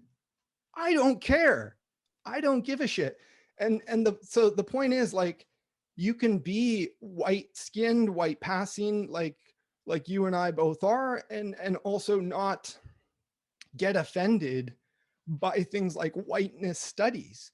Because if we're self-conscious about the systems of racism and class oppression and whatnot, that and patriarchy and these things that do exist, even if it's not everywhere all the time, I'm not bothered by it at all, because I consider myself, and I think rightly so, as just like, a citizen of the world. I share, Canada with Indigenous people, and so I support kind of the social justice causes to rectify those historical injustices, which in part, sometimes it's just in part storytelling, getting the truth out about residential schools, getting the truth out about high rates of incarceration of black people because of the drug war. And so, yeah, we could actually have oppression that actually affect everybody negatively, but it disproportionately affects, women, people of color, all these sorts of things. And one thing I struggle with in debating people or conversing with people about this subject, it's like just trying to foreground the point or put in context, like, why is it, X person is offended by whiteness studies and critiques of whiteness and patriarchy, and they have a visceral fear that their identity and agency are being eroded. Why is it they have that and I don't? And I think it does come back to how can I answer that? Conceptually form this stuff. Yeah. Well, so for starters, it's not like whiteness studies is the same thing as, say, African American studies, right, or women's studies, right? Whereas those studies, which are attached to a particular identity, are explicit about advocating for members of that group. Whereas whiteness studies is critical. The purpose of whiteness studies is to essentially expose, I would say diminish, but you might say critique whiteness as a concept and white people in general as an extension of that. And so why would I have an interest in engaging or promoting something that is essentially just designed to disenfranchise me, to erase my cultural history, or to degrade it as something that was evil or something that committed all of these sins? There's no culture in the world that's free of sin, that hasn't enslaved or attacked or stolen from another culture. And so I don't understand what the point is of singling out, let's say, white culture, which again is an amorphous term, because when we're talking about, quote unquote, white people, white light-skinned individuals, those are people from Europe and the Caucasus region. Are we talking about Armenians? Are we talking about Spaniards? Are we talking about Norwegians? If you go to Europe, it's different. I'd say here in North America. But if you go to Europe, they really have a conception of their identity not as white, but as I'm a this, I'm a Frenchman, I'm a Spaniard, I'm a Bulgarian. And so that's part of the issue for me, is that really what it's doing is it's whitewashing something, and it's recharacterizing me by the color of my skin, which I want to get away from. You're saying that these minorities don't want to be judged by the color of their skin either. So why would I? And why would I want to endorse an ideology that is seeking to continually focus on that and to bring that into everyday discussions around policy, around schooling, around, around, let's say, like financing and loans. That's the new thing now is, making sure that you get loans for particular communities. And my last point on this here is just a matter of personal history. And you can feel free to share your background or not. It's up to you. But I'll just say, for me, so I'm the son of an immigrant, right? So I'm a first generation American. My father and his parents came here from the Soviet Union when he was young, and in the 1980s. And I also happen to be of Jewish background, so we were Estonian or Russian Jews from the Soviet Union. And so when I hear about all these racial politics and racial issues and whiteness in the United States, I'm sorry, but Russian Jews were not involved in any of that. Mm-hmm. We were not part of that. That's not part of my lineage, my history. And in fact, we're very recent arrivals. We didn't come here till the 80s. And so even most of the stuff that came after that with the civil rights struggle, we were not involved in either. And so when I hear that stuff, it just makes me think, well, this has nothing to do with me other than the accident that I happen to have light skin. And, maybe you can argue there's some sort of, residue of benefits that are still sort of, trickling down or whatever to me today. But at the end of the day, none of that had anything to do with us. Particularly, I think Jews have a particular claim to, we're obviously not going to be white supremacists or white identitarians. My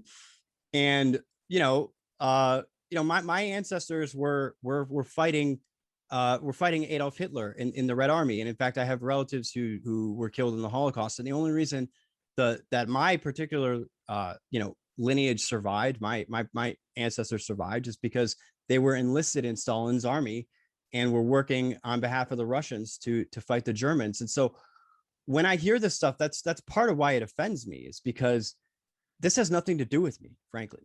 Yeah.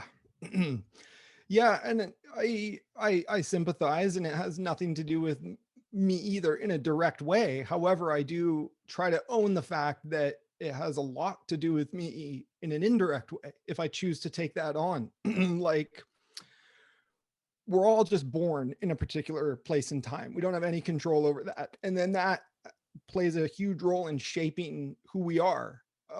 And my father is from England, and he was an immigrant. And I mean, that's about it. I have some Italian kind of heritage, but like, on the level of my intellectual interests and political interests, like, it's irrelevant. I'm not going to be, pro UK and pro Canada. I'm pro cosmopolitan.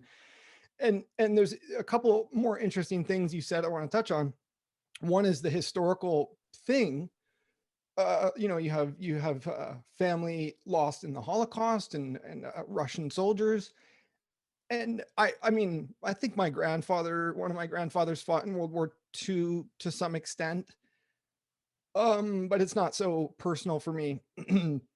But the point I want to make is that, I've brought up historicity and historicizing a lot, and I think you agree on the importance of that. At the same time, it's like, how do we get away from the kind of militarist kind of dependency that, glamorizes past conflicts, like, defeating the Nazis, obviously really important, but like, what about just the abstract argument about the war, the war machine writ large, the military industrial complex before Eisenhower coined it, because it certainly existed. It just wasn't so formalized and systematized. And so it's so funny to me, because it seems to me like that's an outgrowth largely of international banking, right? You had famously international bankers funding both sides of World War I, for example. And so it's interesting to me that you're pro cosmopolitanism. In fact, World War I is viewed by many to be a sort of pan-European war that was attempting to unify Europe. And so it's interesting to me that you're both pro cosmopolitan and pro globalism, but also anti-military industrial complex. I view them to be very tightly linked. Yeah, there's an argument for that, but for example, I'm sorry, last interruption. Go ahead. For example, the only reason that the current state of globalization is able to continue apace rather peacefully is because of the United States empire and its globalized military outreach, which essentially protects and enforces trade routes and agreements all over the world. And as the United States' supremacy begins to decline over the next century, which it's going to some extent because of issues like a rising China and India and even Russia coming out of the Soviet Union era, those things are going to get much more contentious and much more harder to enforce. And so part of the reason why we've had such a long era of global peace and trade and prosperity post World War II is because there has been this large presence of the United States, which essentially is acting like the policeman of the world and enforcing a global order in part through its military might. Yeah, there's, I think, a very compelling arguments that exist for that, and it really, gets into the nitty-gritty details, which are far beyond us. Like, let's be frank, there's too much history in the 20th century to really do too much finger pointing, and too much kind of like assumptions about causality, because there's things that drive countries into situations and choices, and for better or worse, right? So America was hesitant to get into World War II, and then the entire Cold War. There's, I think, ample critiques that can be made of the whole Cold War culture, right? But let's just for the moment kind of say that it was inevitable. I'm trying to work away from those types of teleologies, but let's just use it as an assumption for a moment, because geopolitics is really complex and there's like so many factors to juggle live. And so I say all that perhaps to make a point about the end of the Cold War, the end of postmodernism, and the path that the United States chose, and the various bifurcations and choices that it had. And one thing that's super important to do, while acknowledging a kind of realist perspective, we have to not continually accept the premises that things have to be the way they are, like I think just in terms of the potential pivots of the turn of the century, in my view, there's a kind of consensus that that the Supreme Court and Bush stole the 2000 election, that it was, very, very close race, and that there was a lot of like sort of panicking and backdoor kind of decision making, such that Al Gore at the 11th hour just was like, okay, I concede. And a lot of history turns on that kind of thing. And I'm not trying to make counterfactuals like, oh, if Al Gore was president or if Bernie was president, everything would be fine. It's not that simple. The struggle would continue under a different frame of reference. But the whole war on terror thing is just a transparent, egregious, like kind of really desperate grasp for global power, for neorealist perspectives. And I think something like the movie Team America: World Police is a near perfect satire of that. It's like, really, what the hell are we doing? And I make that point just to say, like, with the Cold War and with the war on terror, there's this long-standing kind of tradition of American exceptionalism, right? Though we don't have to answer to the International Criminal Court. Well, in a just world, you do. So there's a deepening of the crisis of globalization, because almost nobody's playing by their own standards. And so we need to be able to understand the end of the Cold War and the 90s and the 2000s in terms of also a theoretical kind of map, right? Where you have the waning of postmodernism and the bifurcation of hyper and metamodernism, and the various points of constellation that give a picture of like the potential and the pathology of the 21st century. We're 21 years into this century, and not so good. And as we we disagree on the politics, but like I'll agree to extend, there's been a lot of just performative, like virtue signaling from the Democratic Party, and a lot of pandering, a lot of centrism, such that you have, Hillary Clinton is opposing gay marriage even up until 2013, yet she's still kind of the chosen one. There's real no depth of criticism, and so I'm always interested in trying to, if possible, steer the conversation back to the meta crisis, the things that entrench us and make us screwed. Yeah. Well, so whenever I reach across the aisle and I talk to leftists, now, by the way, I don't really consider myself to be a particularly right-wing guy. I think in the last 5 years or so, I've sort of moved more in that direction, but I don't, historically, that was never, my cup of tea. I'm not a registered Republican. I voted for Obama, like Okay. I voted for Hillary. Mhm. So, it's like not been, definitely not an ideologue in that sense. That being said, when I have leftists on the show, usually the leftists that I find to be the most agreeable to my particular view are what I would consider to be the remnants of what I call the old left, right? Which is the left that is not so much concerned with these kind of, frankly, what I think these are is uh, uh, fleeting cultural issues and kind of temporary distractions. I've already told you my position on the way in which a lot of these issues are kind of embraced by power and astroturfed to sort of avoid actually having real serious conversations about real consequences. The leftists that I enjoy talking to the most are the ones who recognize that these large institutions of power, and you've been critical in this conversation of the Democratic Party, and you've been critical, of course, of sort of the Washington consensus or the neoliberal consensus, if you want to call it that,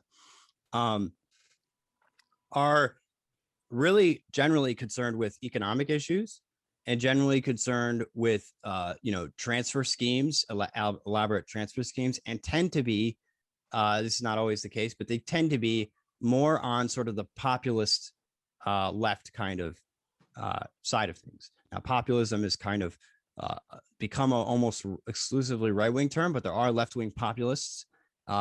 Socialists in many ways are left-wing populists. But I view that as it's kind of antithetical to cosmopolitanism, because cosmopolitanism is sort of about, large corporations, large cities, abstracting away from the particulars and local issues and local concerns. And in my view, if you're pro-cosmopolitan and you're pro-globalism, you're not necessarily on the side of, let's say, defending or advocating for the rights and the well-being of the citizens inside of the country that you're in. You're more interested in sort of, like you said, being a citizen of the world. And you imagine yourself to not be a Canadian who owes some debt to your fellow Canadians, but as someone who, if you meet someone who's in India and you happen to have more in common with that person because you're both hanging out in Singapore for the weekend or something like that, you're more interested in that person than you are in necessarily your individual Canadians. And I think that position, now maybe I'm mischaracterizing it. I'm happy for you to clarify. That position to me is extremely degrading and also extremely impersonal, in that you're not taking into account the fact that you have a context that you're situated within. And despite whatever the concerns you have of nationalism might be, in our present arrangement, nation states are kind of the encapsulated, extent of the political community. They're still defined as nation states at the moment. And so to me, it's important to feel some kind of duty and obligation to the individuals that are around you, not only in your local community, but also on whatever political scales you're involved in. And oftentimes the danger that I see with cosmopolitanism and with issues around globalism is that their narratives that sound really good on the surface, but are ultimately leading towards very anti-human tendencies Yeah. and trends. in particular, we know, for example, that with global trade, for example, with a free trade regime, what you're actually doing is you're exercising in economic terms a social Darwinist schema, whereby your potential gain from lowering trade barriers is the square of your current net worth, which is to say that the people who are already the best positioned economically are in fact the ones who will benefit the most from having a free trade regime. And so really what you're doing is you're actually creating a certain kind of social Darwinism, which ironically goes back to some of the early strains of progressivism, which were concerned with things like eugenics and the belief that you sort of create a better society by, putting people in competition with one another, which again, I think was sort of a way for progressives at the time to sort of get away from the communist liberal. But all of that is too much to say. I guess my question for you is, how do you respond to that? Most of the leftists that I talk to are becoming more populist, more localist, less on the cosmopolitan route. Do you think that's a valid critique? Yeah, to an extent. Like, I guess first I'd say that, it's not either or for me. So I'm striving for a kind of cosmo-localism where, where on one hand, we're trying to transcend the assumptions of zero-sum dynamics that constrict politics, right? Because the only way we're gonna give people the free universal healthcare they deserve is to decouple it from that zero-sum discourse. And so yeah, there's definitely dark sides to cosmopolitanism and globalism, and it's really tricky because it's so easy to participate in systems of oppression, right? Like being an Amazon customer, like Jeff Bezos is a POS as far as I'm concerned. He's a Lex Luthor type. He's not necessarily a creative genius just because he sits atop a massive multinational corporation. And he's worth like 200 billion now. And so, he's just not a part of the social movement, or even I'd say kind of social reality that most of us participate in, right? He's concerned with performing his space race kind of thing. And he'd be very pro globalization because it would give him lower prices. Yeah.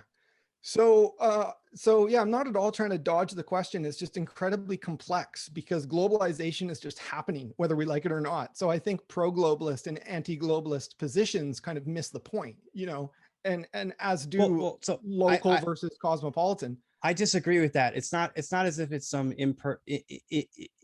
unstoppable force that's just happening to us, right? It's important that we don't view these trends as lacking all human agency. I think we make a choice to be more pro-globalization or less. And when you talk about the fragility, let's say, of our interconnected global systems, it's true that they're fragile. It's true that supply chain breakdowns and other disturbances, as we've seen with the pandemic, can cause severe issues all over the place and unexpected cascading effects that really do cause a lot of harm. That being said, it's part of the product of our massive interconnectedness and of our centralization. That is why it's so dangerous. And in fact, if you prune some of those connections and you try to make individual regions of autonomy or individual nation states a little bit less dependent on, or less dependent on other places far away for their needs to be met, basic things like food or medical supplies, et cetera, you actually reduce some of that existential risk of what will happen if, the supply chains break down. So I think it's actually important to, when we think about it's not really just a question of globalization, like you're pro-globalization or anti-globalization, or you're pro-localist, or you're pro, post-national, or whatever you want to call it. It's also a question of what makes sense in terms of insulating the amount of harm that we're creating, and recognizing that it's not simply, we're not only getting nothing but benefits from these globalized, let's say trade networks, for example. There are costs that we have to acknowledge, and it may be prudent for us to scale back some of those operations, or let's say bring the factories home. Let's say bring pharmaceutical manufacturing back to the United States, for example, in order to not well, for one, to benefit your own people, to give them well-paying jobs and invest in industry back home, but also to not be so dependent again on those global supply chains. I don't know how you feel about this, but I don't like the fact that that China is basically the largest trade partner with almost everybody in the world at this point, including the United States. Yeah, I don't like a lot of the things that the Chinese regime does. I don't like how they treat people. I don't like their views on on human rights. And I think you'd agree with a lot of those things. And yet, in the globalized system of trade that we have at the moment, everybody wants to get into China. Everyone wants to make money in China, and it's anyway. So all of that is to just say that I think there are, I'm not globalization because I think trade is bad. I'm anti-globalization because I think it actually creates a lot of unexpected, unintended consequences.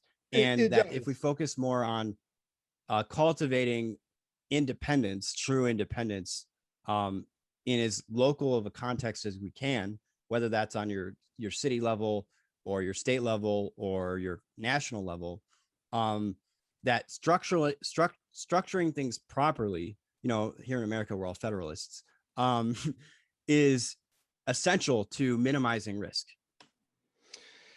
Yeah, I think a lot of that rings true, especially just sort of the overproduction and consumption of the supply chains. Like, yes, we're harming the planet through extraction and dependency on resources and goods from all over the world.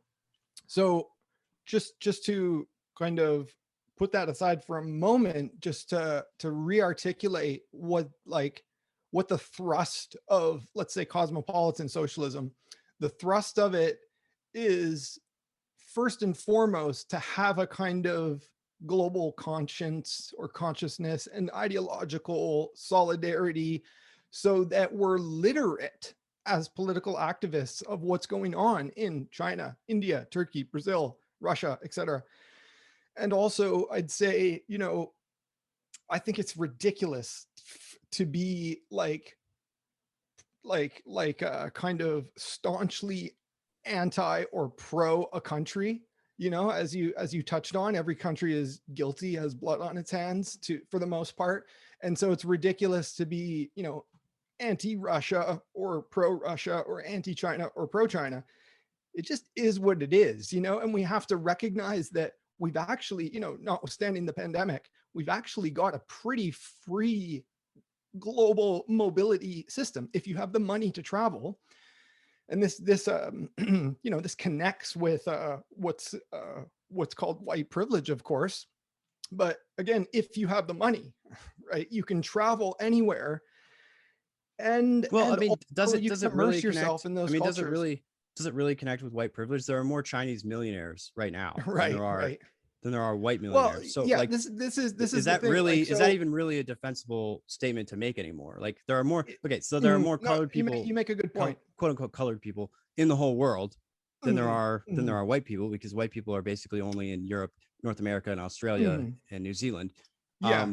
Those are the places where they're the majority population. By definition, most of the world is non-white, and therefore they still have tremendous amounts of wealth. Again, this is like an instance where I think we have a tendency to view things from our local perspective, and in our local perspective of the United States and Canada, we have issues that are particular to our history and to our demographics that other places in the world, let's say India, for example, although India, of course, has their own history with colonialism and whatnot. But let's just say Japan and China. Okay, those are largely homogenous ethnic states.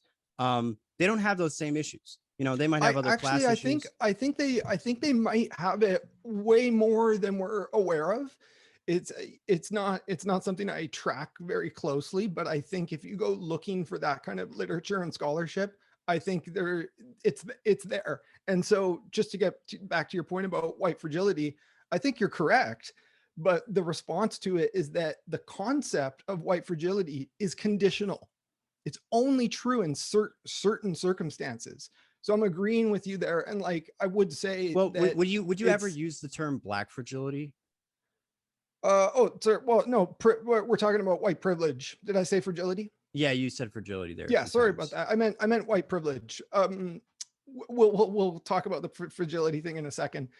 I'll just say that yeah, it's not universally true that there's such a thing as white privilege. However, I've backpacked through South America and through India. I absolutely had a kind of Western affluent skin color advantage Well, in so some hold ways, on. and also disadvantage. You know, you Do you, get taken advantage of as a tourist I know sometimes, that you but can't. I know that you can't know this for sure, but do you think that there were other markers, like for example, markers of wealth, that would have caused them to treat you the same had you been, let's say, a wealthy Chinese tourist or a wealthy yeah, Indian man? absolutely. And that's the whole kind of conceit of intersectionality, is that these things really shouldn't be looked at in isolation because they're intersectional. And I think it's a misinterpretation and misappropriation of the term when the critics strike back and say it's the oppression Olympics, for example, right? You know, there's a modicum of merit to that phrasing, but I don't buy the oppression Olympics as a rebuttal of intersectionality, because I think intersectionality is actually quite a robust empirical kind of both theory and a normative kind of program to draw down those Well, differences. So I yeah. don't think I don't think it is. Mhm. I mean, what is it actually purporting to measure? And the other thing too is it doesn't. So I gave you my background, right? Mhm. Mhm. If we're talking about intersectionalism, okay, does intersectionality take into account the fact that I'm Jewish, or does it take into Yeah, account? I mean, no, it doesn't. but I mean, intersectional discourse is mostly concerned with, so I mean, the original appearance of intersectionality, which I had to look back into, in order to prepare for this. When Crenshaw wrote about intersectionality, what she was writing about were court cases, particularly of Black women. This was published in Feminist Studies, so it's not directly related to critical race theory, although it does end up getting used in it later. Um, in which basically you needed to account for certain, you know, demographic characteristics that happen to do with being both Black and a woman, right? That then put up sort of a compounding barriers, right, to them in particular instances, right? So the fact that they're a woman gives them a certain set of problems that men don't have. The fact that they're Black gives them a certain set of problems that non-Black individuals don't have. And then the fact that they are Black and a woman, the union of those two, also creates a whole new set of problems that are particular to that. And so that's basic. I think I did a pretty good job there of stating the main core idea of intersectionality. My issue with intersectionality, I don't deny any of those claims individually. I don't deny the fact that if someone is Black, it's now, again, these are all statistical claims. They're not necessarily true for any particular individual, right? right. Um, so you're making again, you're automatically making probabilistic arguments, but let's put that aside for a moment. The fact that you're Black does mean something, particularly in an American context where we have a long history with our Black population of treating them a certain way. Although I will point out that African immigrants to America tend to do better than the local Black population, which tells you that it's not only about their skin color. That being said, I will acknowledge that being a woman means certain things, and certain barriers and certain problems that may come along with it. Being a man does too, right? Depending on, again, this is all contextual, as you pointed out. Yeah. My big issue is that if we're actually going to try to, well, for one, in what instance does it actually make sense to apply an intersectional analysis? I think often it's being applied in places where it doesn't make sense. And then two, with the impression Olympics kind of thing, right? I think there is some truth to that, which is that if we want to really get serious about all the ways in which any kind of, characterization of our identity could have affected us and given us an advantage or a disadvantage over someone else. Well, first of all, the comparison that you're measuring to is a non-existent person, right? So who is the most normative human being that is the standard by which we're comparing all other intersections? That doesn't exist. And then the other thing too is, I look in my own life, and this is partly why I take such personal offense to it. I don't see the intersectional discourse concerned at all with any of the identity categories that would be ascribed to me, except sort of the negative ones, which are that I'm white and a male and heterosexual, right? And so when I I'm going to finish up here in a second. It's okay. If I'm going to do an intersectional analysis of me, you could say, okay, the most obvious characteristics are you're white, you're male, you identify as, cis heteronormative, whatever you want to say. Okay, so those are all very surface level things that you could pretty much deduce from just looking at me or interacting with me. But then there are all these other aspects to me that are not going to be taken into account, and largely aren't taken into account when these theories are used. So they're not taking into account the fact that that I was born to teenage parents, that I was born to a single mother, that my parents never got married. They're not taking into account that I grew up relatively poor.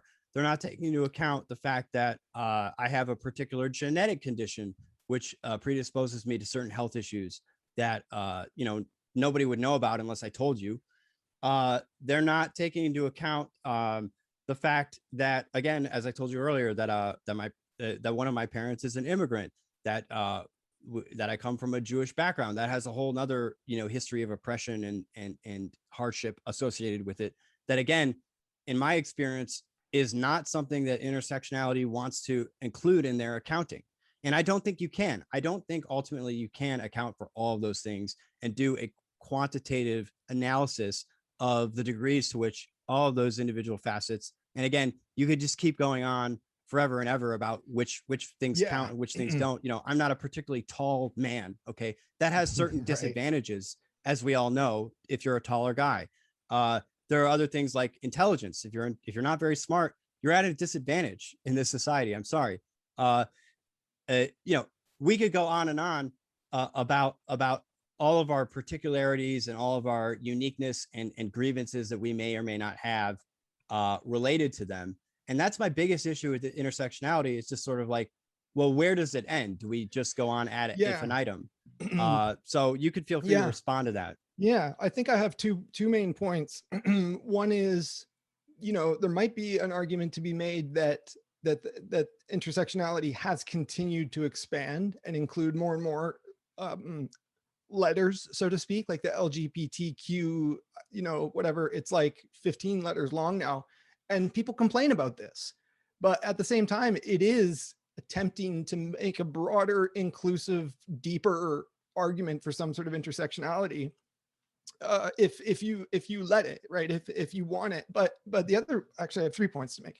The other point is that it's a real tragedy and it's heartbreaking that social science ostensibly is trying to make the world a better place, right? All these subdisciplines that we talk about, these are academics teaching and thinking together and rigorously writing, obscure journal articles that nobody reads until it becomes a sensational issue. It's part of a broader Enlightenment project, right? I think fundamentally, putting aside for a moment the critiques of Enlightenment and the renaissance of Enlightenment thinking and whatnot, there's a sort of striving in the right direction, and I'm lamenting it with you because it's so impotent to actually affect the structural problems of the world.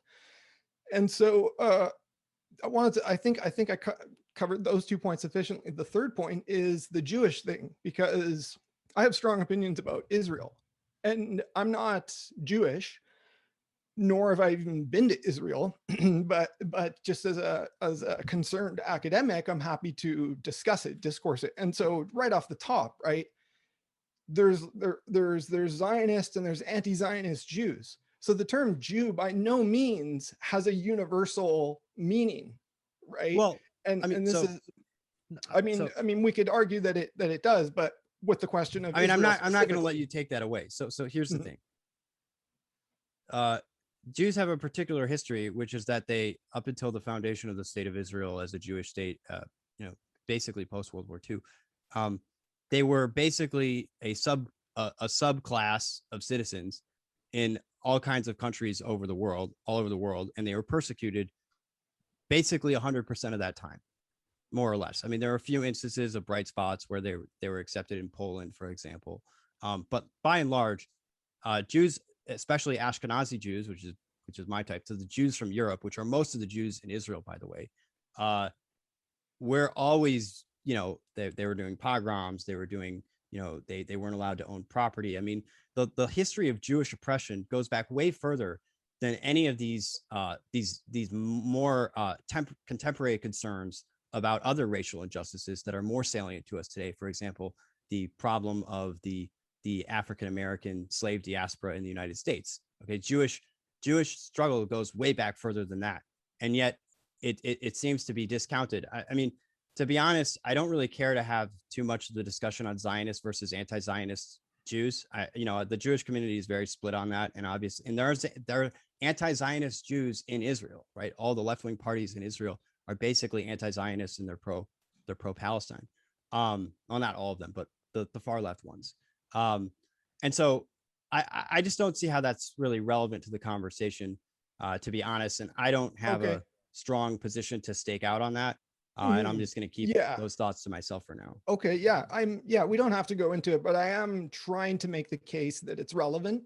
Okay. And that not to diminish the Jewish struggle or the historical antecedents, but much of the same can be said for oppression of various Arab groups in that region. And I would just say, like, you made a point that I forget the word you used, but like that what I wanted to say was that it's contentious, right? So you said it's not something.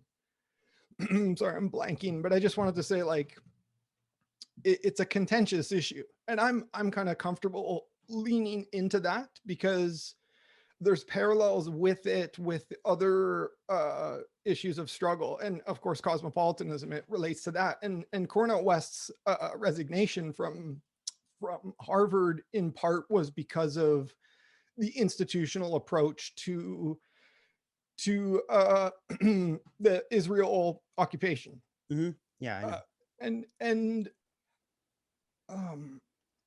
what was I going to say? Yeah, just a little factoid that I find interesting. I think it's 25% of American Jews are anti-Zionist, and I only bring this up to say that the in the discourse, that's not well known that there's that high a level of anti-Zionist representation. So the Israel-Palestine case is interesting to me as a case study, as an example of meta problems and paradoxes, and how the discourse gets entrenched. Like a couple of the most prominent figures on either side, you have like Alan Dershowitz on the right and Norman Finkelstein on the left.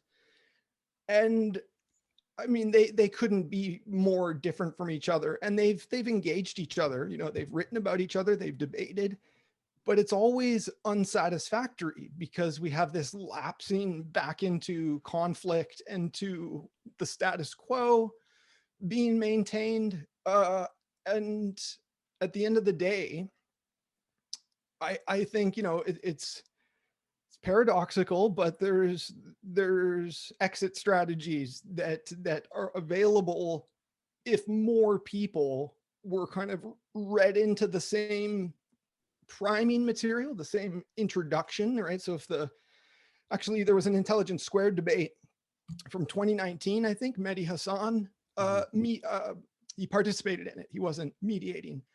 And the debate was this old chestnut, like, is anti-Zionism anti-Semitic? And what was interesting about that debate, it's like a 2-hour debate, was they do a before and after survey of the audience. And the before was more in favor of saying no, that anti-Zionism is not anti-Semitism, which is the typical conflation, right? The attacks on Jeremy Corbyn, I think, were in large part just the conflation of his anti-Zionist position with instances of anti-Semitism that were occurring and some that weren't occurring. And then, so in this debate, they voted before in favor of Mehdi Hassan's side, and then after, the statistics were even more in favor. So the audience affirmed that the question itself is poorly phrased and that the two concepts are distinct, and that we shouldn't buy into the right-wing narrative that merges them together. And there's conflict right now in the region, and over the last few months it's flared up, and in the mainstream media there's been a lot of talk of UFOs.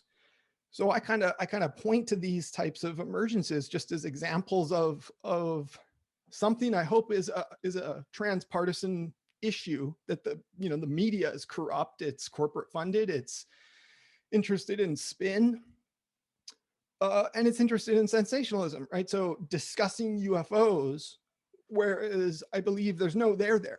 You can't touch alien spaceship. Okay, we're getting a little bit off track Yes, here. it's way off topic, but it's all. I think I know what you're pointing at, that the UFOs are kind of a distraction, and there's all kinds of speculations about why they're choosing to release that information now rather than before, and who's been hiding it and all that stuff. And anyway, but I want to get back to the point I was talking about, which is, I don't see, I don't think that intersectionality can work as a method of analysis. I don't think that it makes sense. I think that in particular studies, if you're doing a survey or if you're trying to run some crunch some numbers on a particular community, and you want to know based on a particular characteristic, like, okay, let's take a city block and see how many residents in this city block are of, let's say you're in Canada, so let's say Indigenous origin, right? And then let's compare that to the non-Indigenous groups that are living there, and let's analyze their incomes. I think that's all valid. Those are all valid, sociological approaches. But I think it's important to realize that those are in the context of doing scientific research, and that you also need to, do other basic scientific housekeeping, like control for different variables, and understand that whatever you're analyzing it based on, it has to do with the actual underlying hypothesis, and I don't know why that needs to be then extended to every area of life, when it comes to hiring, when it comes to education, when it comes to all these other things. It scares me when I see people trying to do an intersectional approach, so say, for example, to the COVID relief bills or the infrastructure bills here in the United States. People are coming out of the woodwork and saying, I mean, not out of the woodwork, they're in positions of power, but they're coming out and saying, oh, when we do these COVID relief funds, or when we do this infrastructure bill, we need to make sure to have special clauses inserted for particular disadvantaged groups, right? And my thing for you is, you pointed out, I think very early in the conversation, that there's, and I don't think it's wrong to say that, certain groups of people, particularly white people, tend to be uncomfortable about these things. And I think it's reasonable for them to be uncomfortable about these things, because at the end of the day, when we're talking about things like who gets a job or who gets money or who gets a loan, those are zero-sum things. One person is going to get it and someone else is not going to get it. And if we're using as a criteria your skin color or your ethnic background, then that means that by implication, that particular policy is disadvantaging me, right? It's disadvantaging my group in favor of someone else. So how do you square that? I mean, you yourself aren't the beneficiary of any of these kinds of programs, right? Correct. I think the way I square it, I kind of touched on it before. I think that but I'll try to unpack it further. I articulate both a non-zero sum form of analysis first and foremost, so we can understand the world in many ways as non-zero sum. Of course, within that there is various types of hard scarcity that we have to contend with. However, I also have a non-zero sum approach to the potential of politics. So I'm making a distinction because my non-zero approach is a worldview first, but also what I think is a practical political program, right? That would ameliorate a lot of these inequalities without foregrounding the aspect of it that we're talking about, the race, for example. So for example, UBI or a jobs guarantee, and there's a big difference between the two, but I actually advocate for both of them. These are universalist policies that, for obvious reasons, are hard to get past. They challenge capital, right? Mm-hmm. But they will address implicitly and structurally a lot of the actual disparity as well as the perceived disparity. Mm-hmm. And so, you know, the Bernie campaigns again was derailed both by, you know, Trumpism and whatever the conservatives were going through, and the centrist establishment democratic governance model. And so it's just so tragic and ironic, because I really believe that those policies, and they were extremely popular. There's, you know, things like Medicare for all, again, universal health care is going to address all of those other things. And so I'm staunchly opposed to the kind of tweaking of the system and the woke washing and all this, just to, you know, performatively strive for marginal improvements. Oh, we have more, you know, rainbow coalition in our oil company office. Yeah, You know, our like, boardroom is diverse. yeah, it's such bullshit. But however, this is always why I want to like still say, yeah, to an extent, you're right. This is why you should help the left project to build solidarity for these structural changes. And Yeah. that's why a lot of my work is like not so political. It's like, you know, here's some conceptual stuff about systems change and, you know, hegemony and you know, technology. And then, you know, here's some culture war stuff. You know, they're connected, but it's different to get people to look at the big picture and to see, to not only to see, but to agree and to foster consensus building, mutual understanding. Mm-hmm. So we can at the end of the day, like, people can identify politically however they want, but they have to have collective action. They have to act in a concerted way, which means sometimes like everybody just vote for Bernie, vote for the old cranky socialist, and let's see what happens. Because a lot of leftists did say Bernie wasn't enough. It's a starting point, right? But you know, I remember through experience and also vicariously the what the Vice documentary called the Bernie blackout. You know, just how little media coverage there was, and just on a person-to-person level, how hard it was to raise political questions, or to, you know, try to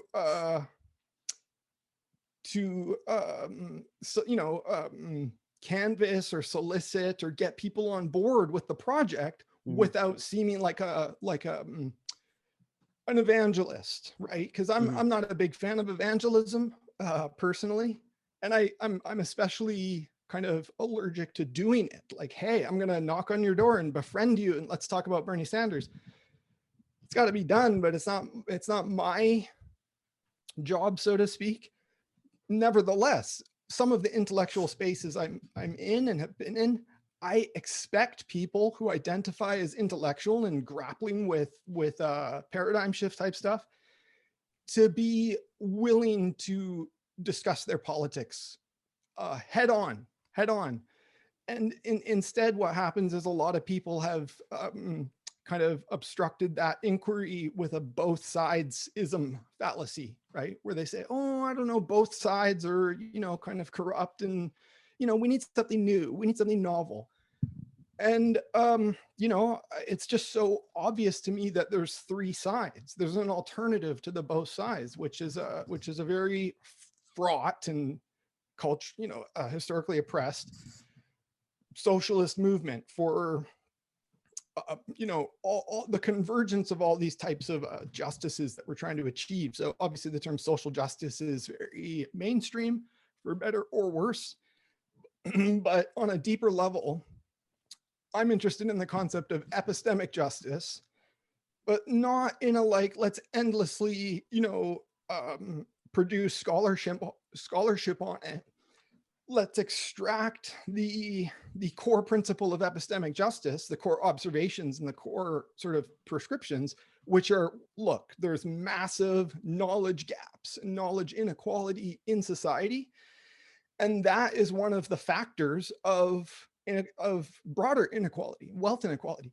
And again, that's not to say like, oh, just give small business owners more business training No, because I believe we really need a paradigm shift that includes global healthcare, global education, that is not globalist, but that is in some ways universalizable and free at the point of service.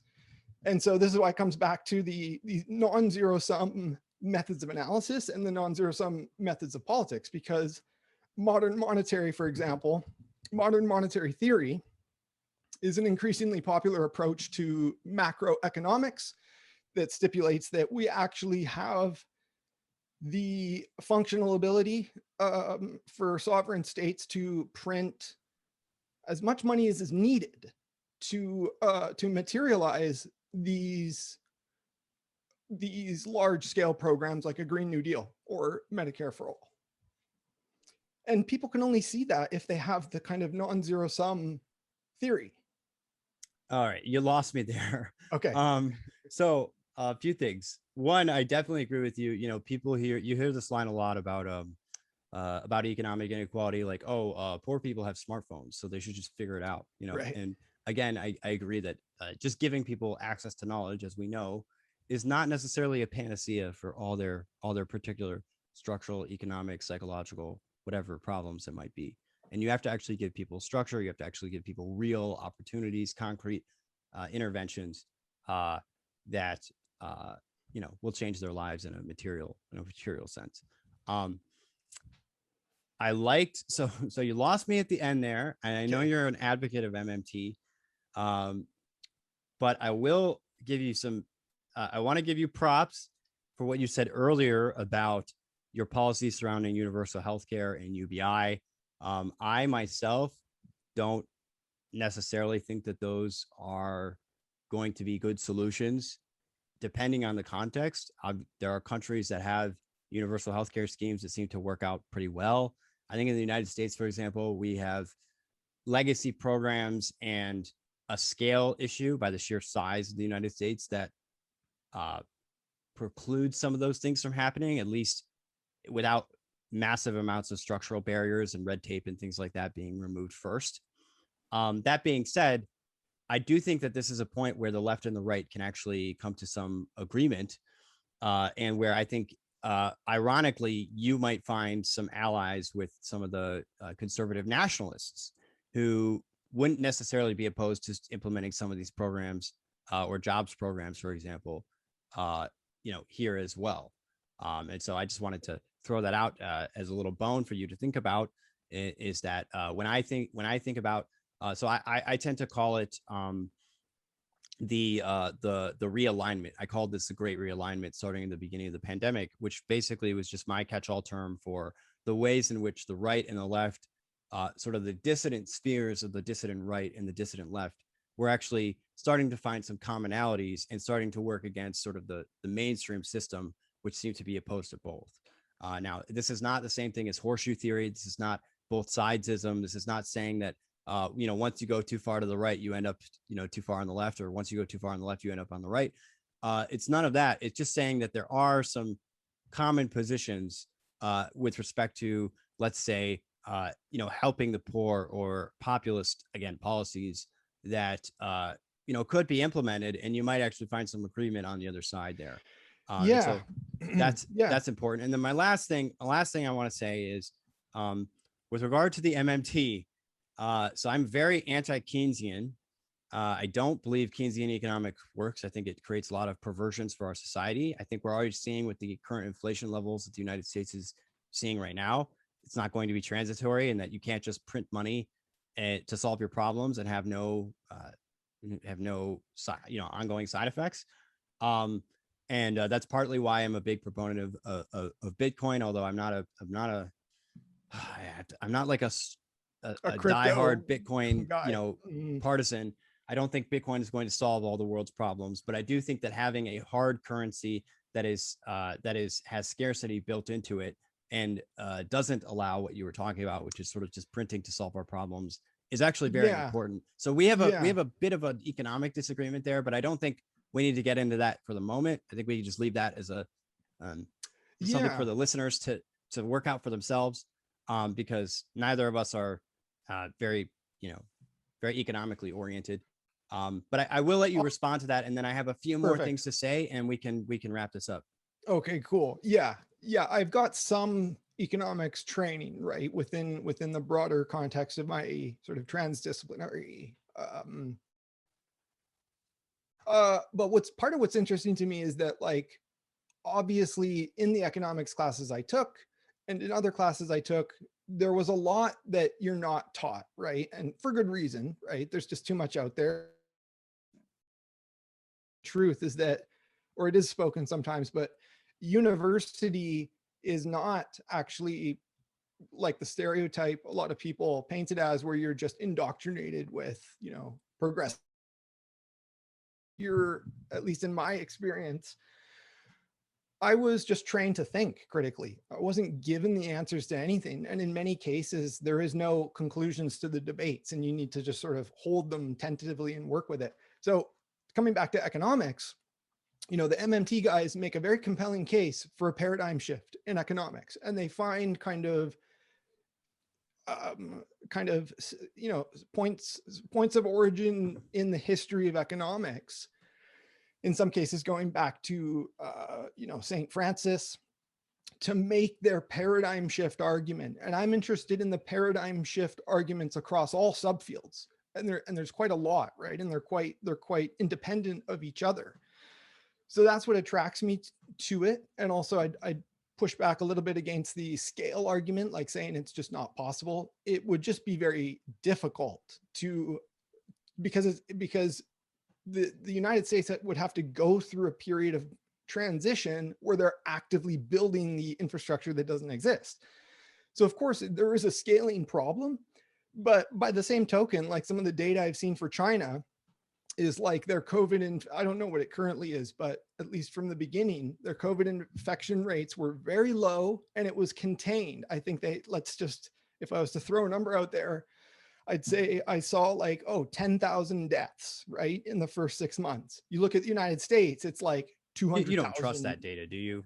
Well, let's say I don't trust it completely. I don't buy anything hook, line, and sinker, but sometimes if the data is coming from a relatively non-partisan source, like the WHO, for example, I have to at least hold it tentatively again, right? And not be overly skeptical. But my point is just to say, if it's true that they were able to implement relatively totalitarian measures, but to crack down quickly on what is an authentic public health crisis. And so the United States could have been equipped and it's so awkward and tragic because it emerged right at the end of the primary, or at least when the primary was just ramping up to Super Tuesday, right? It's like the worst possible time for this to happen. And had Bernie's campaign been a bit tighter, and it was gaining steam, but it had a very tenuous hold, then Bernie having a universal healthcare plan that he intended to, implement effective immediately, essentially, for me, there's not much room for debate whether that's the right course of action and whether it's going to work, because it's really just officiating something that has to happen. Like, human rights encode that access to healthcare. And it's because we don't have time to dive into this rabbit hole, but I think the United States, as we agree, it's got a unique sort of special history. It's sort of built on a conspiracy against itself in various ways. So we have all these institutions that are dysfunctional and people who are left out of the system, and a sort of like, a tug of war over history that in effect, produces just very incremental gains in some areas, and in large ways like regression. And so again, we're kind of stuck in history, and I'm advocating for an intellectual dash political kind of paradigm shift that that takes a break away from that. And that necessarily has to be some sort of broad coalition, as historically a lot of these movements have been coalitions, but in many cases driven by left politics. But it has to be a coalition without being some sort of appeasement or capitulation to a lot of the far right ideas. And then and the final point on that, because you mentioned populism a bunch too, and where my mind goes immediately is to Steve Bannon as as a right-wing populist, as one of the most prominent right-wing populists, because that's the term he uses, right? And in my view, this has been thoroughly debunked on the left, right? That is to say, Steve Bannon uses that rhetoric, but whether he believes it or not, it's an open question. But certainly in terms of his politics and his policies, it does not help poor people. Trumpism, Bannon's economic populism does not help poor people. It's not designed to rectify or alleviate any of that structural inequality. And that's the lie. That's the lie that because of the persuasion of the rhetoric, you know, we get stuck in this media space that gives credence to the bad actors, right? So there was a debate between Steve Bannon and David Frum. Mm. As like a kind of good conservative versus bad conservative kind of juxtaposition. But the crazy thing about that is like from a left perspective, they're both kind of wrong, you know. David Frum wrote the Axis of Evil speech, you know, and was pro-Iraq war. So like they're both just using abstraction to kind of, you know, further the status quo and to kind of go through the motions of a debate.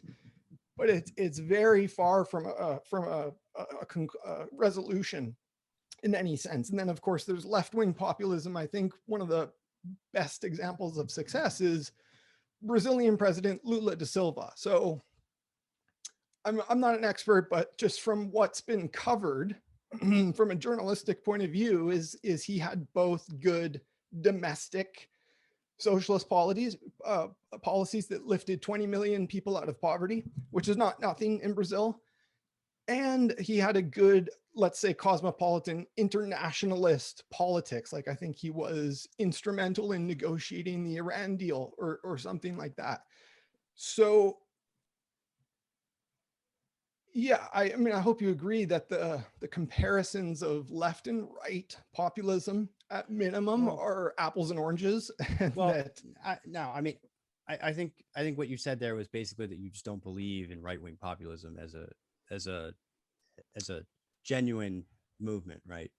And you know, I would have to disagree. I have to give them some credit in that there have to be some right-wing populists who are genuinely interested in raising the living standards of the poor and the downtrodden. Whether, and I think primarily the disagreement is how you do that. I think we can say that it's possible to have the same goals and to disagree that one's approach is going to work versus another. And I think that's the core issue, is that you think that their approach wouldn't work and would be counterproductive to the stated goals. And therefore it's hard for you to believe it. And someone like myself would say that, you know, the socialist approach, let's just say, you know, wouldn't work and would ultimately be counterproductive. And so it's hard for me to believe it, right? But if we just sit around accusing each other of being liars, well, then we're definitely not getting anywhere. And so, you know, I'm happy to speculate about, you know, who may or may not be a good faith actor on the world stage. I think when it comes to, for example, actually getting your policy implemented, we know, for example, that there were lots of policies that Trump wanted to do that he was unable to do because of the inside pressure of the people that were around him and because of corporations and other, you know, institutional interests who basically said, no, you think this is your game. This is not your game. This is our game. We're going to do things this way. And that's part of the reason why, as we've talked about at length in this conversation, when you talked about some of the Democratic figures who promised to change things like Obama or even Bernie, they've also been unsuccessful at implementing some of their agendas, maybe in some cases because they didn't actually want that, but in a lot of cases because, there were other factors at play, and there were other people who were already there, in DC, in these institutions of power, who basically have their foot on the scale and are saying, no, no, no, you don't understand how things are done. This is Yeah. how we do things here. Get with the program. And so, that's a whole level of, institutional corruption and regulatory capture and things like that, that we could say for another day. That being said, I have one last question for you, and I hope that we've covered some ground, and I do believe that we've made at least some progress in better understanding our different perspectives today. I think I have learned from you about your sociological, in particular sociological leanings and training. I think informs a lot of your view, and I've been able to see from our conversation today that you're not really an ideologue, even though you are committed to leftist causes, but that you're capable of engaging and you're capable of receiving arguments from the other side, so long as they're made in good faith.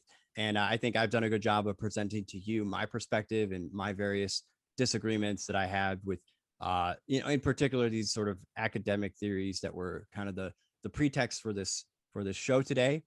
And so I'm hoping that those of you who've listened to the full conversation this far, I know we've been going a while, are going to get something out of this, regardless of what side of the political spectrum you're on. That being said, let's go ahead and get this wrapped up. So I've got one more question for you, Brent, before we sort of sign off, and that is going to be, what is your metamodern vision for the future? Okay, so metamodernism, is attempting something that's big, and that's kind of why I like it, and that's why I had you on. I think one of the things that you and I both agree with is that this incrementalism that we've been sort of falling asleep under for the last 50 odd years, however long you want to trace it back, is really stopping people from all sides from dreaming big and having big visions for the future and wanting to implement big change, because we've all been sort of convinced of this lie that things can only be done in a sort of step-by-step small change way, where you sort of just tweak things and hope for the best. I think that's toxic. I think it's causing us to not actually consider real radical alternatives. And so that's one of the things that you and I both have in common. So what is your metamodern vision of the future? If you could wave a magic wand and turn things how you wanted, what might some of that look like? It's a great question, and I appreciate the setup. And just a quick segue to say, like, the game B thing obviously has some of these normative traits in common. It wants a big picture kind of paradigm shift, and I've embraced the good parts, and I've been really critical of what I see as the hypocritical parts and the bad parts. So and yeah, it's what is metamodernism to the novice? It's a big question, but I think I have an answer that can fit, which is to say, and look, I think this is realistic.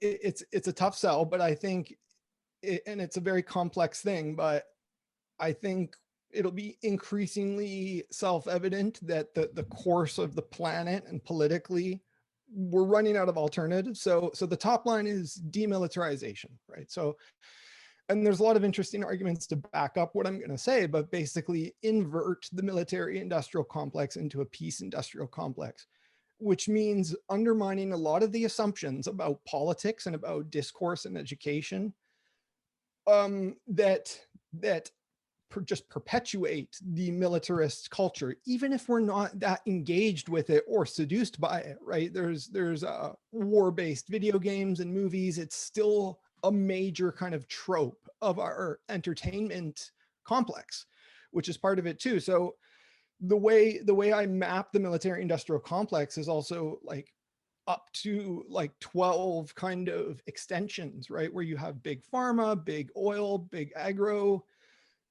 media, sports, entertainment, like pharma. It's all interconnected, and the scholarship on this stuff has evolved. But there's some pretty good meta theories coming from different places. One of those places is Strelka Institute, but there's a guy, independent, I guess, I don't know where he's from, but I think his name's Ackerbain, has this idea of a peace industrial complex. And I really like it because it's not just a strict anti-capitalist, anti-war position, but it says, look, we have this infrastructure. We have this kind of, you even have a lot of military people that are sympathetic, involved with it. For example, Mark Milley, the general, had that clip go viral about defending CRT. That's a really interesting clip if you haven't seen it. And also I listened to a podcast recently that was a couple soldiers, a couple veterans who were basically anti-militarist. And so they didn't have the answers, but I think they would dovetail with what I'm proposing, right? And so this is consistent with the Green New Deal, with all extant existing peace initiatives. And the Pentagon itself recognizes that climate change is the number one threat, right? That it's not terrorism, whether domestic or foreign, it's climate change. And so, we're running out of time. That's why the election cycle was so important. And I deeply politicized my metamodern approach to say, like, look, this is it, guys. Like, this is the sort of Overton window of opportunity. We should jump through it. And that didn't happen. And so in many ways, we're in the kind of darkest timeline, but I still don't see any alternatives. The only question is, like, how are we going to get people on board with what I just proposed, which I think is self-evident, and what's the time horizon of it? Now, this is going to freak people out, but I think we need to do a lot of this by 2030, right? And I feel like we're 5 years behind schedule just in terms of how we talk about it. And maybe I'll just close out with a little self-promotion, because I haven't done any kind of metamodern lectures or anything yet. I've talked about it. I've written a bunch of articles about it. And I'm published in a recent new book from Perspective. I have a chapter in the book. It's an edited volume, and my chapter is about metanoia, the kind of concept of fundamental conversion, change of mind, heart, past, present, future. And so that's my kind of most recent contribution to this field, which is, I hope it helps people perceive some sort of agency that they have, because metanoia is something that you let happen to you, but it's also something you have to initiate and pursue and commit to, and not necessarily knowing what you're going to turn into on the other side, but at minimum, just trying to become a better person.